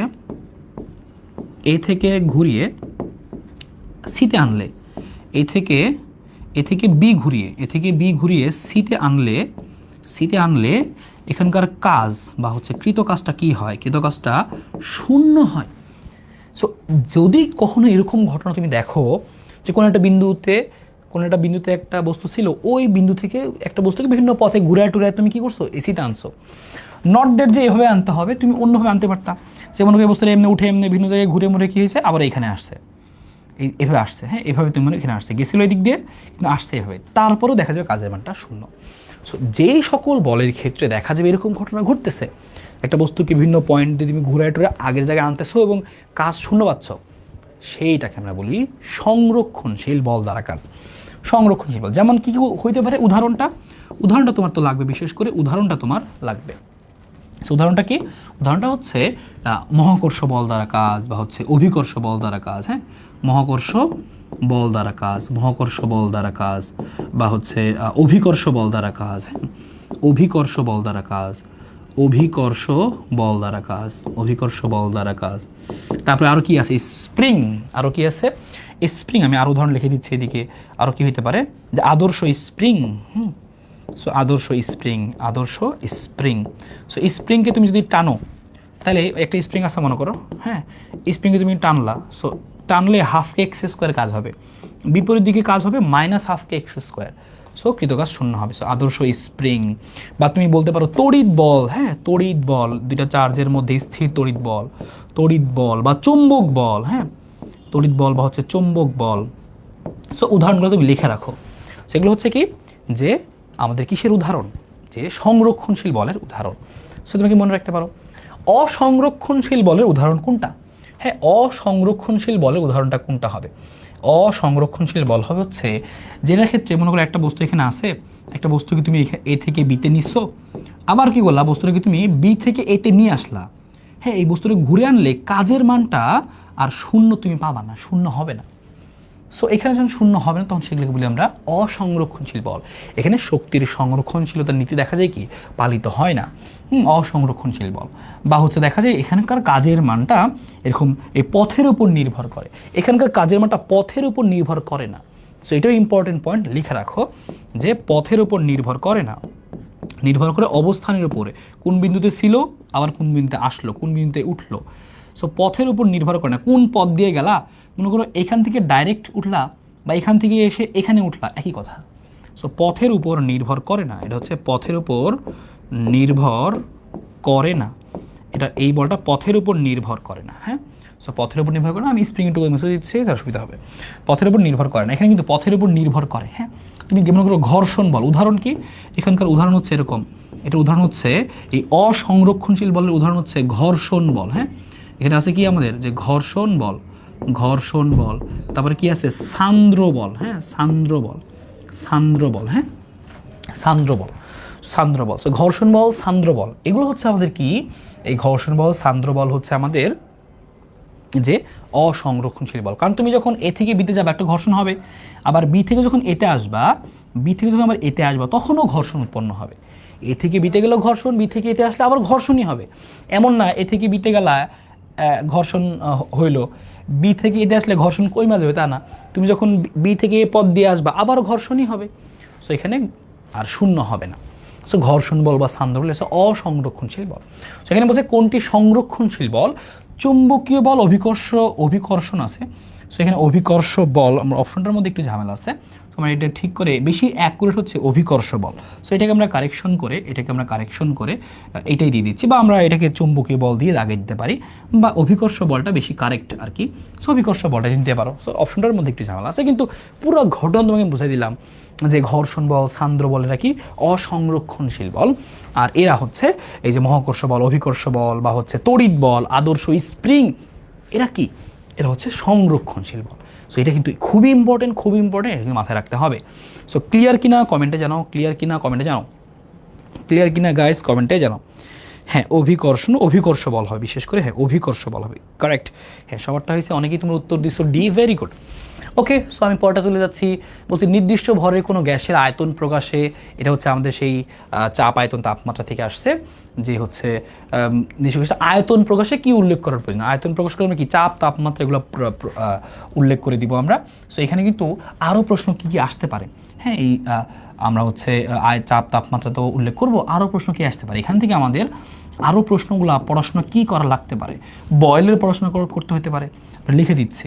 তারপরে হচ্ছে চার্লসের সূত্রগুলো আমাদের একটু পড়াশোনা করা লাগতে পারে, এখান থেকে কিছু জিনিস হালকা পাতলা এরকম আসতে পারে। আমরা কি জানতাম বয়েলের সূত্রের ক্ষেত্রে, যে যদি তাপমাত্রা স্থির থাকে তাহলে সেক্ষেত্রে কি হয় আমাদের, চিন্তা করে বলো তো, পি আর ভি ব্যস্তানুপাতিক। সো এই জিনিসগুলো একটু হালকা পাতলা লাগতে পারে। চার্লসের সূত্রে কী হইতো, চাপ স্থির রাখি আমরা, তাহলে কী হইতো, চাপ স্থির রাখলে ভি এবং টি এর সম্পর্ক কী হইতো, সমানুপাতিক হইতো। অবশ্যই কথাটা মনে রাখবা যে এখানে তাপমাত্রা দ্বিগুণ করলে আয়তন দ্বিগুণ হয়, তবে তাপমাত্রা অবশ্যই কেলভিন এককে, ঠিক আছে। সো এরকম নির্দিষ্ট ভরে কোনো গ্যাসের আয়তন প্রকাশে কি উল্লেখ করার প্রয়োজন, যে আয়তনটা কত সেটা বলে দিলে তুমি চাপ এবং তাপমাত্রা, কারণ এই চাপ, আয়তন, তাপমাত্রা এই তিনটাকে আমরা বলি হচ্ছে গ্যাসের চলরাশি, গ্যাসের চলরাশি। সো এই তিনটা জিনিস জানা যদি থাকে, এই 3টা জিনিস যদি তোমার গ্যাস সম্পর্কে জানা থাকে, তুমি গ্যাসের টোটাল সমস্ত কিছু তুমি জানবা, গ্যাসের গতিশক্তি কত, গ্যাসের সিআরএমএস কত, এভরিথিং। সো এই 3জনকে বলি আমরা গ্যাসের চলরাশি। সো গ্যাসের চলরাশি হচ্ছে এই 3টা। সো যেহেতু একটা উল্লেখ আছে, বাকি দুটো উল্লেখ করে দিতে হবে, দ্যাটস ইট। সো উত্তরটা তোমরা কমেন্টে জানিয়ে দাও। উত্তরটা অনেকেই তোমরা কমেন্টে জানিয়ে দিছো যে হচ্ছে চাপতাপ না, তাপমাত্রা কিন্তু। হ্যাঁ, ভূমিকম্পের ফলে কোন ধরনের তরঙ্গ সৃষ্টি হয়? ভূমিকম্পের ফলে আড় ও লম্বিক 2 ধরনের তরঙ্গই সৃষ্টি হয়। হ্যাঁ, সো ভূমিকম্পের ফলে যে আড় ও 2 ধরনের তরঙ্গই সৃষ্টি হয়, সো এটাই তোমাকে একটু বলে দিই, তরঙ্গ সম্পর্কে একটু পড়াশোনা করাই দিই। সো তরঙ্গ থেকে যে প্রশ্ন পরীক্ষায় আসবে, তরঙ্গ থেকে পরীক্ষায় প্রশ্ন আসবে কিন্তু গাইস, তরঙ্গ থেকে কিন্তু পরীক্ষায় প্রশ্ন আসবে, তরঙ্গের প্রকারভেদ থেকে। তরঙ্গকে আমরা মেইনলি 2 ভাগে ভাগ করতে পারি, একটা হচ্ছে কি, একটাকে বলি হচ্ছে আমরা তরঙ্গকে আমরা বলবো হচ্ছে, একটা হচ্ছে তড়িৎ চুম্বক তরঙ্গ, একটা হচ্ছে আমাদের কি, যে তড়িৎ চুম্বক তরঙ্গ, একটা হচ্ছে তড়িৎ চুম্বক তরঙ্গ, আর একটা হচ্ছে আমাদের যে হচ্ছে তড়িৎ চুম্বক তরঙ্গ, যান্ত্রিক তরঙ্গ। তো আমরা তরঙ্গকে বেসিক্যালি 2 ভাগে ভাগ করতে পারি, একটা তড়িৎ চুম্বক তরঙ্গ, একটা যান্ত্রিক তরঙ্গ। হ্যাঁ, একটা যান্ত্রিক তরঙ্গ। এই যান্ত্রিক তরঙ্গকে আমরা আরও 2 ভাগে ভাগ করতে পারি। হ্যাঁ, এই যান্ত্রিক তরঙ্গকে আমরা আরও 2 ভাগে ভাগ করতে পারি। কি একটা হচ্ছে আমাদের এরকম, যে একটা হচ্ছে অনুদৈর্ঘ্য, এই যে তোমাদের পরিচিত জিনিস চলে আসছে, অনুদৈর্ঘ্য তরঙ্গ, এটাকে আমরা বলি হচ্ছে এরকম যে অনুদৈর্ঘ্য তরঙ্গ। আরটাকে আমরা কি বলি, যে অনুপ্রস্থ তরঙ্গ। সো পরীক্ষায় কি আসে, পরীক্ষায় উদাহরণ আসে যে কোনটি অনুদৈর্ঘ্য তরঙ্গ, কোনটি অনুপ্রস্থ তরঙ্গ, বা অনুদৈর্ঘ্য না বলে আমরা এটাকে নাম কি দিই, লম্বিক তরঙ্গ। অনুদৈর্ঘ্যরই আমরা আরেকটা স্ল্যাশ দিছি, এটাকে আমরা কি বলি, লম্বিক তরঙ্গ। অনুদৈর্ঘ্য বা লম্বিক তরঙ্গ। এই অনুপ্রস্থ না বলে আমরা কি বলি, আমরা বলি আড় তরঙ্গ। হ্যাঁ, অনুপ্রস্থের আমাদের আরেকটা নাম কি, এটার আরেকটা নাম হচ্ছে আড় তরঙ্গ। দেখো এটাই কিন্তু দিছে আড় লম্বিক। সো বুঝতে পারলা কোন তরঙ্গের কথা বলছে? হ্যাঁ, 2 রকম তরঙ্গই হয়। সো তড়িৎচুম্বক তরঙ্গ কারা, যেই তরঙ্গ চলাচলের জন্য মাধ্যমের প্রয়োজন নাই, তাদেরকে আমরা বলি তড়িৎচুম্বক তরঙ্গ। সো মাধ্যমের প্রয়োজন নেই, এখানে মাধ্যমের প্রয়োজন নেই। সো আমরা তরঙ্গকে প্রথমত 2 ভাগে ভাগ করি, যে মাধ্যমের প্রয়োজন আছে নাকি নাই তার বেসিসে। মাধ্যমের প্রয়োজন থাকলে আমরা বলি যান্ত্রিক তরঙ্গ, মাধ্যমের প্রয়োজন না থাকলে তাদের আমরা নাম দিই তড়িৎচুম্বক তরঙ্গ, যেমন আলো। সো এখানে কি মাধ্যমের প্রয়োজন আছে, যেই তরঙ্গ চলার জন্য মাধ্যম লাগে, সো অবশ্যই লিখে রাখো মাধ্যম প্রয়োজন, অবশ্যই প্রয়োজন, মাধ্যম অবশ্যই প্রয়োজন। সো মাধ্যম অবশ্যই প্রয়োজন। হ্যাঁ, তাহলে তুমি একটু বুদ্ধি করে বলো, অনুদৈর্ঘ্য তরঙ্গের জন্য মাধ্যম লাগবে কিনা? অবশ্যই লাগবে, কারণ অনুদৈর্ঘ্য তো যান্ত্রিক তরঙ্গ, সো অবশ্যই মাধ্যম লাগবে। তো আরেকটা প্রশ্ন, তোমরা কিন্তু সবাই জানো যে চাঁদে কিন্তু কোনো কি নাই, বায়ুমণ্ডল নাই।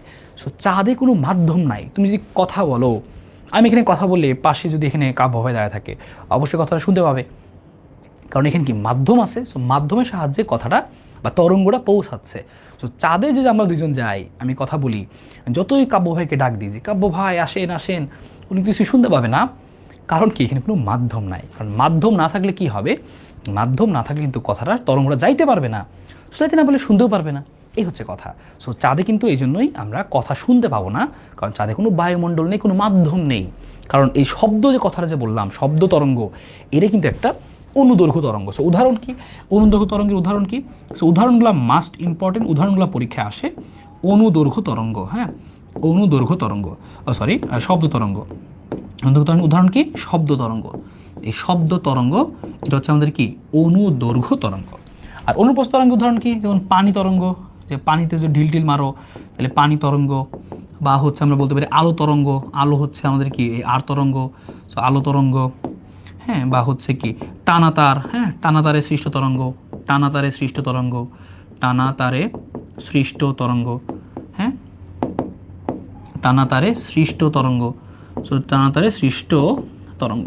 সো এগুলো হচ্ছে আমাদের কি, যে হচ্ছে কিসের উদাহরণ, যে আর তরঙ্গের উদাহরণ। সো উদাহরণগুলো খুবই ইম্পর্টেন্ট। এখানে উদাহরণ দিয়ে আসে না, কিন্তু পরীক্ষা উদাহরণ দিয়ে আসতে বলা যায়। ভূমিকম্পের ফলে কোন ধরনের তরঙ্গ হয়, আর এবং গ্লো, মানে 2 ধরনের তরঙ্গ আসলে এখানে হয়। হ্যাঁ, এবং ভূমিকম্পের ফলে তো আসলে এই আর তরঙ্গ আর লম্বিক তরঙ্গের ভিন্ন কিছু মেজার করে কিন্তু ভূমিকম্পের মাত্রাও নির্ধারণ করা হয়। সো তরঙ্গ থেকে এই সকল কথাবার্তাগুলো আমরা মনে রাখতেই পারি, তরঙ্গ থেকে এই সকল কথাগুলো আমরা মনে রাখবো, তরঙ্গে এই ব্যাপারগুলো আমাদের পরীক্ষায় আসতে পারে। তরঙ্গ বুঝছো কিনা বলো, কমেন্টে জানাও। তরঙ্গ বুঝছো কিনা কমেন্টে সবাই জানাও যে তরঙ্গ রিলেটেড কথাগুলো বুঝছো কিনা। যেই তরঙ্গ চলাচলের জন্য মাধ্যমের প্রয়োজন নাই তড়িৎচুম্বক তরঙ্গ বলে, যেটার মাধ্যমের প্রয়োজন আছে যান্ত্রিক তরঙ্গ বলে। যান্ত্রিক তরঙ্গ দুই প্রকার, অনুদৈর্ঘ্য অনুপ্রস্থ। অনুদৈর্ঘ্য কারা, যেমন কি হয় এখানে, যেখানে কণাগুলোর কম্পন, আমি তাহলে সংক্ষেপে একটা কথা লিখে দিই। এখানে কি হয়, যে এখানে মেন কথা হচ্ছে এরকম যে কাদেরকে অনুদৈর্ঘ্য বলে, যে কণাগুলোর কম্পন আর কণাগুলোর কম্পনের দিক, কণাগুলোর কম্পনের সাথে তরঙ্গ, কণাগুলোর কম্পনের সাথে তরঙ্গ সমান্তরালে অগ্রসর হয়। হ্যাঁ, সমান্তরালে অগ্রসর হয়, মানে সমান্তরালে আগায়, অগ্রসর হয়। তার মানে কণাগুলো যেদিকে যাইতে থাকে মানে সংকোচন প্রসারণের মাধ্যমে সামনে আগায়। হ্যাঁ, সংকোচন প্রসারণ মানে এরকম এরকম হয়। এই হচ্ছে মনে করো সংকোচন, এই হচ্ছে মনে করো প্রসারণ, আবার এই হচ্ছে মনে করো সংকোচন, এই হচ্ছে প্রসারণ। এরকম সংকোচন প্রসারণ, সংকোচন প্রসারণের সামনে আগায়। আর এই তরঙ্গ কি, এই তরঙ্গ হচ্ছে এরকম ঢেউ ঢেউ, পানির মধ্যে ঢেউ হয় না, যে এখানে কি হয় যে তরঙ্গের দিকের সাথে কণাগুলা এদিকে লাফালাফি করে। হ্যাঁ, কণাগুলা এই বরাবর লাফালাফি করে আর তরঙ্গ যায় সামনে, এখানে সমকোণে অগ্রসর হয়। সেই কথাটুকু মনে রাখবা, এখানে সমকোণে অগ্রসর হয়। তো তাদেরকে আমরা বলি হচ্ছে আর তরঙ্গ, সমকোণে অগ্রসর। কে সমকোণে অগ্রসর, মানে কণার সাথে, যে কণা, এই কণার সাথে তরঙ্গের দিক কারা সমকোণ, এই কণার সাথে, মানে কণাগুলো এভাবে ওঠানামা করে আর তরঙ্গ সামনে যায়, তাহলে সমকোণে অগ্রসর হয়।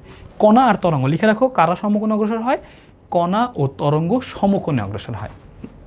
That's it. সেখান থেকে অনেকটু জিনিস জেনে ফেললাম, আশা করি এটা ক্লিয়ার। সো এটা ক্লিয়ার কিনা দেখি।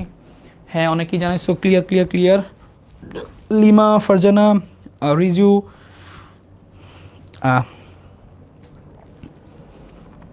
নোট করতে পারছি না, হ্যাঁ নোট করে ফেলে, সমস্যা নাই। নোট, এর নোট তো স্লাইড তোমাদের তো মনে হয় দিয়েই দেয়, তাই না?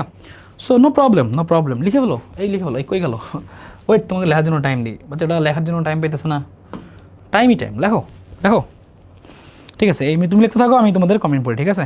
ওকে, তাহলে লিখতে পারবা। ওকে, ক্লিয়ার।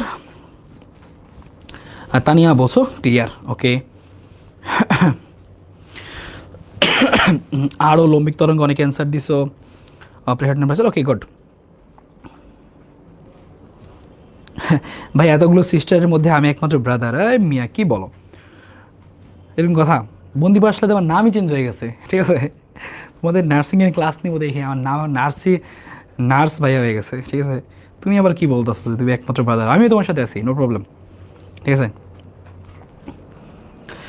ওকে, প্যারাডাই চিল। তো আমারও নাম চেঞ্জ হয়ে গেছে, নার্স আশিক ভাই হয়ে গেছে, ঠিক আছে? ওকে, সো এই প্রশ্ন দেখো কি বলছে, রুদ্ধদ্রব্য প্রক্রিয়ায় এনট্রপির কি পরিবর্তন হয়? সো মনে রাখবা যে রুদ্ধদ্রব্য প্রক্রিয়াতে এনট্রপির কোনো পরিবর্তন হয় না। যে তাহলে আমরা তাপগতীয় প্রসেস থেকে, তাপগতীয় তোমরা পড়ছিলা সমষ্ণ প্রক্রিয়া, রুদ্ধ তাপীয় প্রক্রিয়া। সো এই সমষ্ণ প্রক্রিয়াতে আমরা যদি সমষ্ণ প্রক্রিয়ার নাম শুনে থাকি, অবশ্যই নাম শুনছি আমরা। সো সমষ্ণ প্রক্রিয়ার সাথে, সমষ্ণ প্রক্রিয়ায় কি হয়, সমষ্ণ প্রক্রিয়ায় এনট্রপির পরিবর্তন হয়।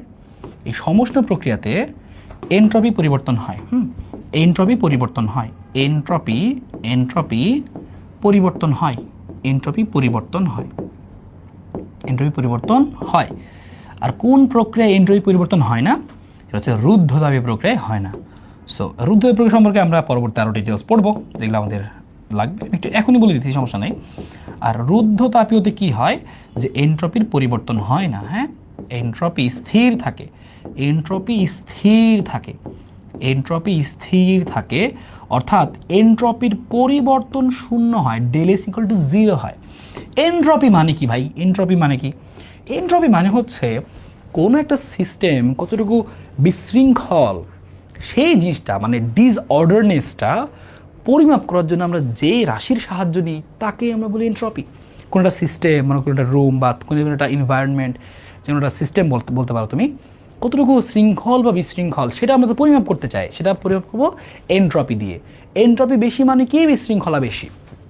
তার মানে এই এনট্রপি কথাটা আমরা কী কী লিখবো এখানে, এখানে কিছু কথা লিখে রাখি আসো এনট্রপি থেকে। এক নম্বর কথা কি, যে বিশৃঙ্খলার পরিমাপক। এনট্রপিটা তাহলে কি?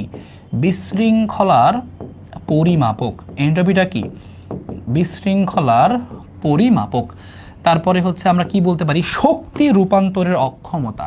যে এনট্রপি আসলে কি, যে শক্তি রূপান্তরের অক্ষমতা। তোমার কাছে শক্তি থাকবে কিন্তু সেই শক্তি তুমি রূপান্তর করতে পারবে না, কাজে রূপান্তর করতে পারবে না, শক্তি রূপান্তরের অক্ষমতা। সো শক্তি রূপান্তরের অক্ষমতাকে আমরা এনট্রপি বলি। এই এনট্রপির একক কি সেটা শিখে রাখো। সেই এনট্রপিকে আমরা, এনট্রপির পরিবর্তন আমরা লিখি হচ্ছে ডেলেস দ্বারা। এটার একক হচ্ছে এরকম জুল পার কেলভিন, কারণ এই এনট্রপির পরিবর্তনের সূত্র হচ্ছে ডেলেস সমান dQ/T, এটুকু মনে রাখতে পারো। সো তাপ শক্তির পরিবর্তন বাই তাপমাত্রা, তাপ শক্তি জুল, তাপমাত্রা kelvin, joule per kelvin. So এই হচ্ছে আমাদের ব্যাপার, এখান থেকে এতটুকু কথা মনে রাখতেই পারো, ঠিক আছে। ওকে, তাহলে এটা আমাদের উত্তর কি হবে তাহলে? এর উত্তর হবে কি, যে বৃদ্ধি পায় কমে যায় কোনো পরিবর্তন হয় না। খুবই সিম্পল, খুবই সিম্পল, ঠিক আছে। ওকে, সেটা খুবই সিম্পল ছিল। সো এখান থেকে আমরা এই পয়েন্টগুলো মনে রাখতে পারি। বলছে পড়ন্ত বস্তুর ক্ষেত্রে কোনটা সঠিক। সো এই উত্তর তোমরা দিবা, আমি তোমাকে পড়ন্ত বস্তু সূত্র শিখাই দিয়ে আসো, মনে করাই দিই যে পড়ন্ত বস্তু সূত্র দিছিল কারা বলো?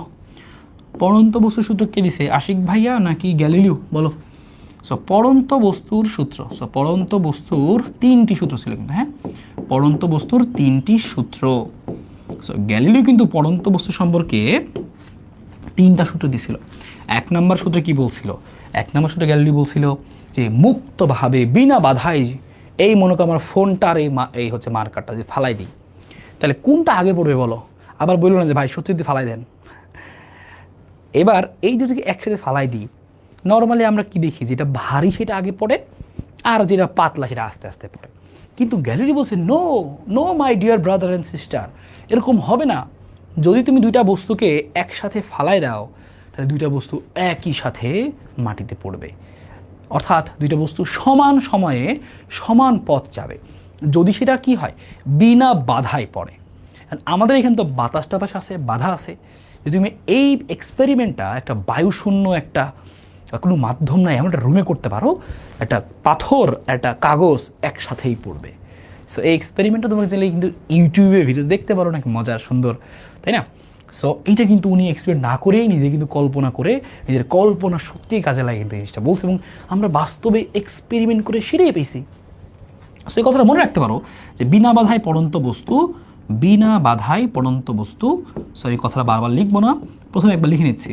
সো বিনা বাধায় পড়ন্ত বস্তু, হ্যাঁ, বিনা বাধায় পড়ন্ত বস্তু কি হয়, 1 নম্বর লিখতেছি আমরা, পড়ন্ত বস্তু এখন কি হয়, সমান সময়ে সমান সময়ে সমান পথ অতিক্রম করে, সমান সময়ে সমান পথ অতিক্রম করে, সমান সময়ে সমান পথ অতিক্রম করে, তার মানে এরা সমান সময়ে একই দূরত্ব যায়, হ্যাঁ। সো এরপরে কি আছে 2 নম্বরটা, 2 নম্বরটা কি ছিল, বলছিল এই বিনা বাধায় পড়ন্ত বস্তু কি, নির্দিষ্ট সময়ে প্রাপ্ত বেগ সময়ের সমানুপাতিক, অর্থাৎ সময় যত যাবে বেগের মান তত বাড়তে থাকবে, নির্দিষ্ট সময়ে প্রাপ্ত বেগ সময়ের সমানুপাতিক, যতই সময় যাবে বেগ তত বাড়বে, ঠিক আছে। 3 নম্বর সূত্র কি ছিল, বিনা বাধায় পড়ন্ত বস্তুর অতিক্রান্ত দূরত্ব, অতিক্রান্ত দূরত্ব কি হবে, অতিক্রান্ত দূরত্ব কি হবে, যে দূরত্বের অতিক্রান্ত দূরত্ব হবে সময়ের বর্গের সমানুপাতিক। তার মানে তুমি যে বস্তুটাকে ফালাই দিলা, সেই বস্তুটা যে পড়তেছে, এই বস্তুটার অতিক্রান্ত দূরত্ব সময়ের বর্গের সমানুপাতিক, ঠিক আছে। তার মানে এই হচ্ছে ঘটনা। তাহলে এখান থেকে তুমি কোন উত্তরটা দিবা সেটা বলো, হ্যাঁ। যে বস্তুর ত্বরণ ধ্রুব থাকবে, তারপরে বস্তুর বেগ ও ত্বরণ দুটোই ধ্রুব থাকবে, বস্তুর বেগ ধ্রুব থাকবে, বস্তুর বেগ ও ত্বরণ দুটোই বাড়বে, বলো। বস্তুর ত্বরণ ধ্রুব থাকবে, বস্তুর ত্বরণ ধ্রুব থাকবে। আর যারা বলছে ভাইয়া প্রুফ করে দেখান, প্রুফ করে দেখাবো, তোমার ফোনটা ফালাও, ওকে, ঠিক আছে, বস্তুর ত্বরণ ধ্রুব থাকবে। সো আর কি হবে, বেগটা বাড়তে থাকবে, নির্দিষ্ট সময়ে প্রাপ্ত বেগ বাড়তে থাকবে, ঠিক আছে। ত্বরণ কিন্তু বাড়বে না। ত্বরণ কি, আমরা যে বলি একটা বস্তু ফালাই দিলাম 9.8, মানে বেগ প্রতি 9 সেকেন্ডে 9.88 করে বাড়বে, বেগ বাড়বে, কিন্তু ত্বরণটা কি ধ্রুবক, 9.8 করেই বাড়বে, হ্যাঁ, এরকম ত্বরণটা ধ্রুবক থাকবে, বেগ বাড়তে থাকবে, বেগ বাড়তে থাকবে। তার মানে এখানে কি, বেগ যদি অপশন থাকতো বেগ বাড়বে তাহলে দিতাম, কিন্তু কি হবে, ত্বরণটা তো ধ্রুবই থাকে, 9.8 ধ্রুবই থাকে, তাই না। সো অনেকেই তোমরা উত্তর দিয়ে দিছো, ভেরি গুড। সো ওকে,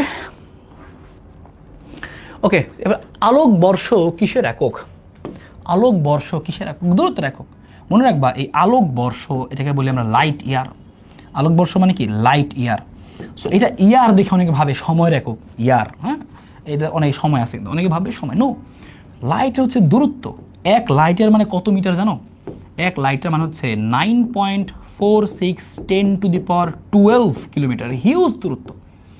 আমরা যখন কি করি, মনে করো যে তোমাকে আমি বলি যে তোর বাসা এখান থেকে কত দূর, তুমি কি বলবা আমার বাসা এখান থেকে 95,226 ইঞ্চি, এটা তুমি বলবা না। তুমি কি বলবো আমার বাসা এখান থেকে 4 কিলোমিটার দূরে, শেষ।